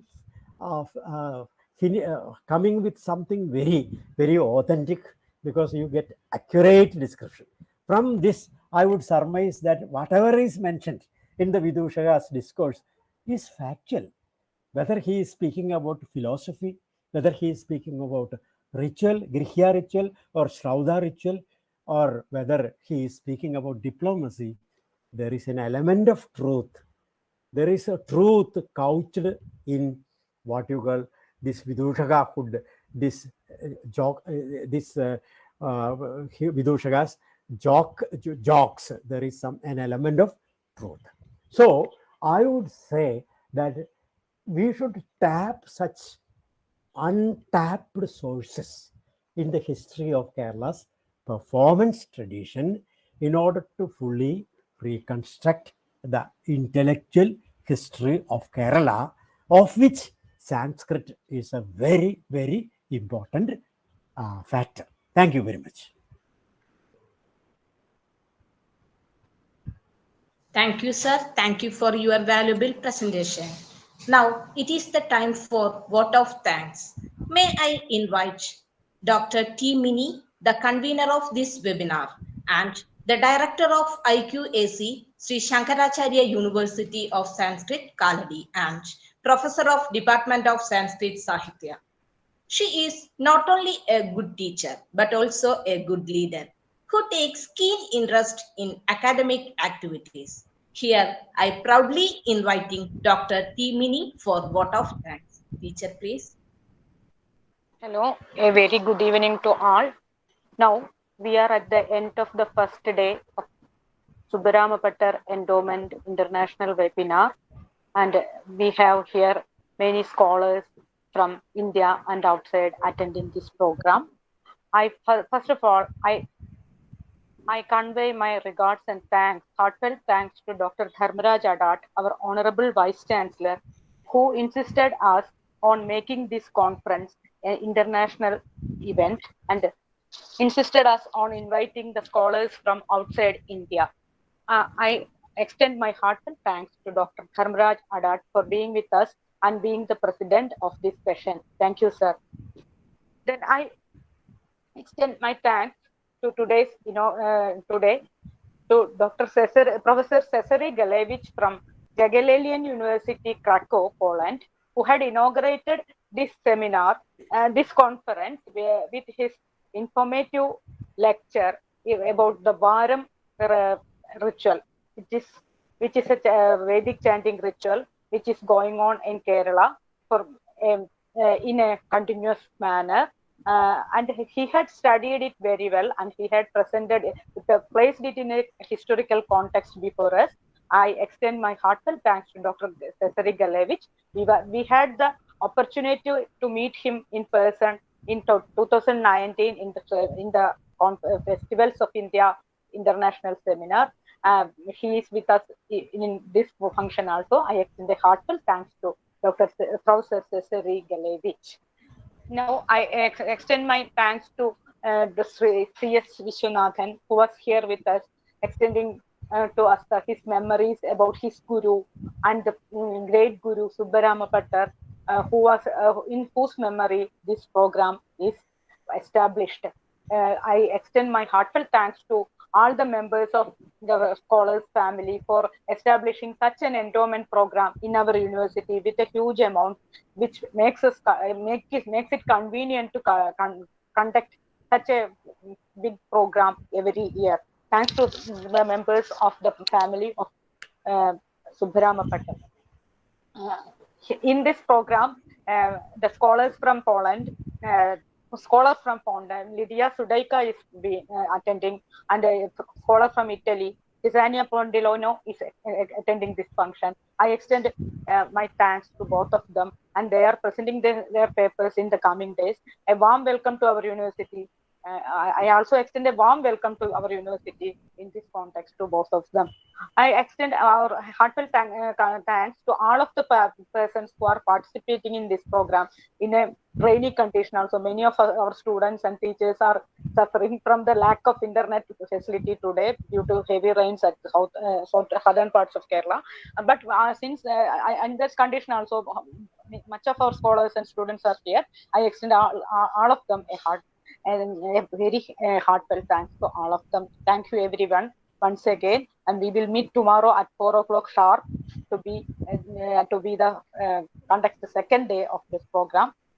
Thank you all once again. Thank you, teacher. Rajendra sir, you want to speak anything more? Today I thought that there will be some time left for discussion. It was necessary actually, because we had such an important presentation from Professor Cesare Galevich. Maybe some historians could also. Sir, sir, we can have it for 10 or 15 minutes. Because if people are interested, this is a rare opportunity. Yes, sir. For them. Yeah, that would have been in the fitness of things. That didn't happen. Devendran sir? Yes, okay. Okay. Sir, we can have an discussion. Will you begin it, sir? Yes, we can. Yes, we can share 10 minutes. Yes, of course. So maybe I will start with. So is Cesare available? Or Tiziana, do you want to say something? Tiziana? No. It was only to say goodbye and thank you for involving me. It's very nice meeting you over the screen, and hope to be looking forward to your presentation. Yeah. So Cesare, you are still there? Sure, of course. I was listening to It was a very nice presentation of this a discourse on the Varam and the different layers of tradition, which we have to patiently, unravel to make sense of the power relations inherent in such things, like the Vedic discourse. We, as you rightly pointed out, we assume that Brahmins anywhere, everywhere are competent to perform, but the reality is very, very complex. So could you throw some light to the Panniyur Shukapura feud? You are discussing something about that. Whether this was you are speaking about the Samudrin obstructing the Varam ritual of one group, isn't it? And actually, there was a rivalry going on between Panniyur and Shukapura some years.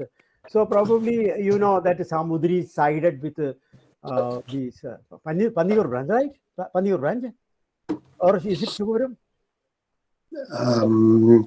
Thank you for the question. The question needs a long discussion, so we won't have that time.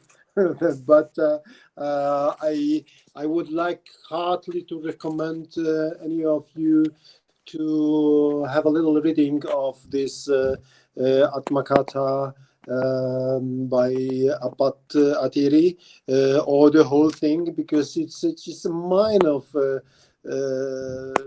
probably, I say probably because I haven't seen the source, but probably historical data that not only throw light but contextualize those things in socio-economic and cultural manner, and they show that the conflict that we know as a standard in a standard picture reproduced always the same, had actually many facets, and that it was changing over time, that it saw the successful Zamorins, I mean the actual members of the royal families, taking different and various attitudes towards those communities, that of course this attitude shown by the rulers reflected his own political agenda against the rulers of the neighboring kingdoms, like that of Kochi, of course, and later on the conflict with the Hyder Ali, that I mean the political realities were quite a part of the fortunes of those Brahmin communities, and also other communities of the locality are not entirely absent from the picture. And this is the most important thing, to see how these power relations, how the authority relations are actually unstable and are actually very open for manipulation and for interference from on the part of those who either have political power or have regional or local authority to put on a par and to put in competition in shaping the image and shaping the actual social status of that, or these or other communities. There are many communities that are vying for power, and Shukapuram and Panniyur are just the two of them, and the two of them are also divided. And within the Panniyur, there is a faction of those who in the past somehow sided with Paradeshi Brahmins, known for better knowledge, allegedly, of course, because these are things that are not precisely said, but the picture we get from the lecture of this story is that sometime in the past, one faction of the Panniyur group invited the supposedly learned Brahmana colleagues, fellows from either the Palakkad region, maybe, or maybe from Tamil Nadu, we don't know that exactly, to help them with their competitive performances with the Shukapuram people who were famed for better knowledge. And an outcome of this relationship was the desecration of the Varahamurti image in the temple, an introduction of a rival worship of the Subrahmanya idol, and all of that added up to the conflict, in which Samudiri reacted with severe steps, downgrading several families to the much lower status, and several families migrated out of the Paniyur, took their home in different places. A really complex and rich context that shows out of this story. And the story itself is dialogic in structure. So it's very vivid. It's full of emotions. It's not just like a dry historical narrative. It's just, it reads like a contemporary novel. and a better novel, not just any novel. I just heartily recommend it to be read, because it's not only valuable but also makes a really good read. So, what do you make out of these accounts of the yagas, which I mentioned in my with the mainstream tradition of Vedic rituals? So, do you think that they could be authentic, or in somehow or other they could throw some light to the Vedic history, performance history of Vedic ritual in Kerala? Utmostly important, because this is what we actually lack: the historical or imaginative accounts. I mean, imaginative accounts to which we, or even mentions which we come across here and there in literature, are not to be dismissed with.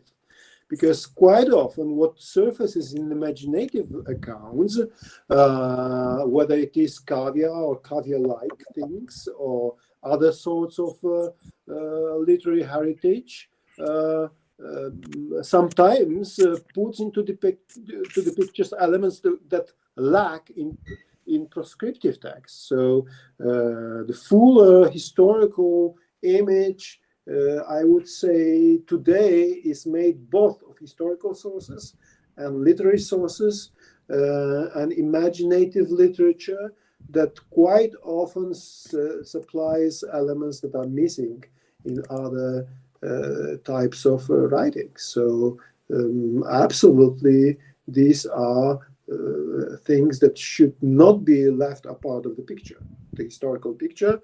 I'm not alone in that. I must say that I was inspired very much by my maybe a bit younger but promising colleague who took me into the world of the Atmakatha and Velayuda Charitram. This is Dr. Abhilash Malail, who is recently became a member of the academic community of Kalady University, historical department, and he's one of those younger scholars who are very well aware of the future mission of building historical image of Kerala. And we, the Sanskritists, also should somehow join this enterprise, and not to stay apart. Wonderful. So, is there any other questions? There maybe I thought that there will be some questions. We cannot end abruptly without. Maybe later on. Yeah. Sir, there are stories. There are stories. I am not sure about their historical evidences. There are stories about Samudri having rivalry with Taliparambu Brahmins. And regarding their Vedic and Tantric rituals, Samudri had some rivalries, and he had created his own, made people like Chenas to create their own text on Tantra because of his rivalry with the Taliparambu Brahmins, Taliparambu Nambutri Brahmins. There is a story, but I am not sure about its historical context.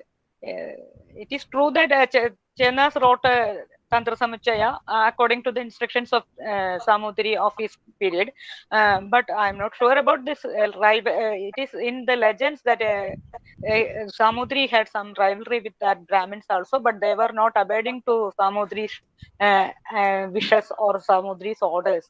These Taliparambu persons. There is a story. It is known as Perinchellur in many contexts. Yeah, absolutely. Thank you very much for this remark, because this adds to this picture. This adds to, yes. Cesare, actually, it is a part of a larger picture, of the gradual dissemination of the Brahminical culture from the north to the south. In the past also, in the case of performance tradition, there was a rivalry between Taliparambu and Kulashekara, and there are two different schools in performance. So similarly, what happens is that Taliparambu was a central power for a long time, because from the north, the migrants came and settled there, and they had a very antique temple, Rajeshwari temple, and then gradually it might have spread, I don't know, to the south, interiors of south. There came alternate centers of powers. They had reasons to quarrel with them, like that. It is possible. But yeah, in the case of Tantra Samuchaya, what Mini has pointed out is very interesting. Could you refer? Yes, could you, Professor Mini? Could you send me some reference to that? I would be mostly interested in knowing. Okay, sir. I will send it. I will send it. There is a. I think it is by.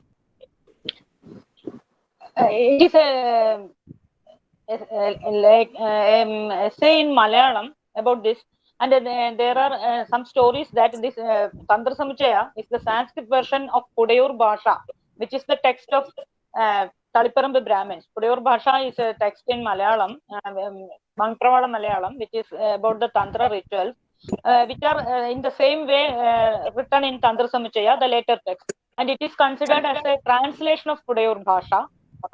Then in connection, I think there is a there is a essay by T. Balakrishnan on this. Chirakal T. Balakrishnan. Chirakal T. Balakrishnan. Yes. It is there. Anyhow, I will collect the details and I will mail it to you, sir. Sure. Please mail it to me. No harm in Malayalam. Absolutely, quite to the contrary. Sir, okay. I cannot imagine future of Indology without Malayalam. Okay, Cesare, I may add that Mini's husband Jayan, Dr. Jayan, had done research on Tantra Samuchaya, and I was the supervisor at that time. And at that time, we had a lot of discussion of this Pudayur Bhasha, and Professor NBP Unitiri had suggested this translation of Pudayur Bhasha into Sanskrit.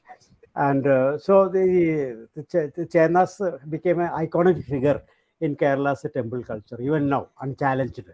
Even now, his trustee of the Guruvayur, Tantri of the Guruvayur, like that. So it is all connected with a lot of political relations. Very interesting. Yeah.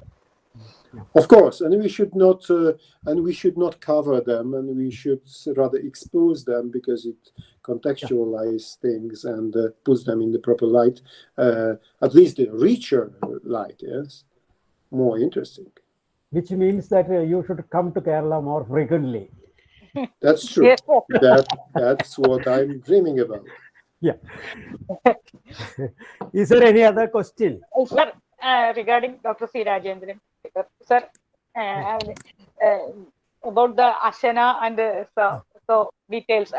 When we go to the real drama, we don't have so much discussions about the words of Vidushaka. But when Vidushaka comes to stage, the scene changes and he introduces, even in Bhagavad Jugam and such place, many details are added by the Vidushaka.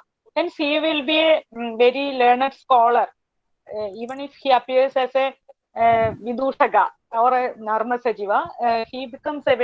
He's a very well versed scholar, as we see in Kudiyatanu, sir. Isn't it so, sir?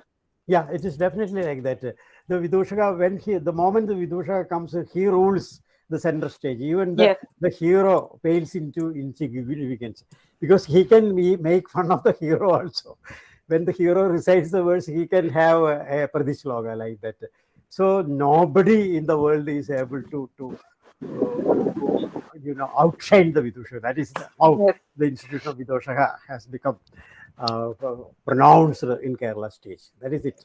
But at the same time, the scholarly aspect also is very, very interesting, and we have to make use of that also. That is my contention.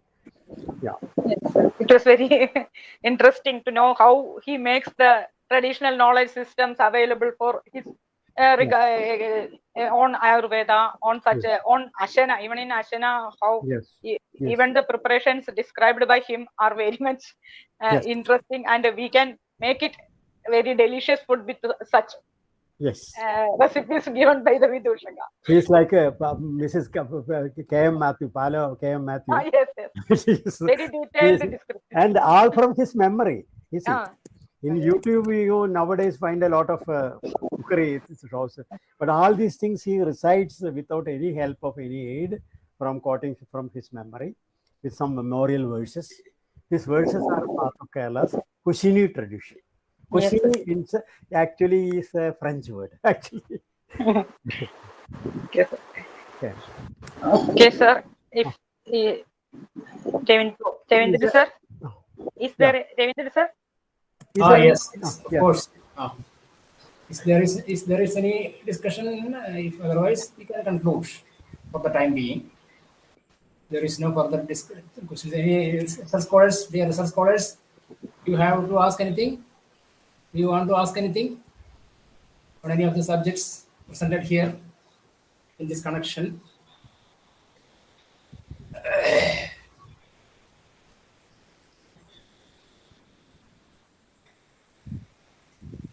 Yes, if there is no, sir, let us conclude for today.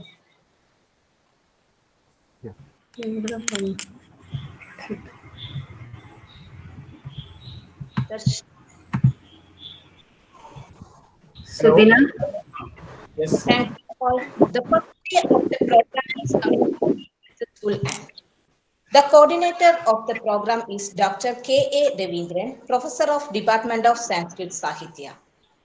Thank you, sir. Thank you for your great efforts. Thank you so much. I think it's the time for wind up. In coming days, we have a number of scholars who will introduce us to new horizons of knowledge. So remember, these 7 days are very important. The second session will be held from 4 p.m. tomorrow. I am winding up this by thanking everyone who attended today's session. Thank you all.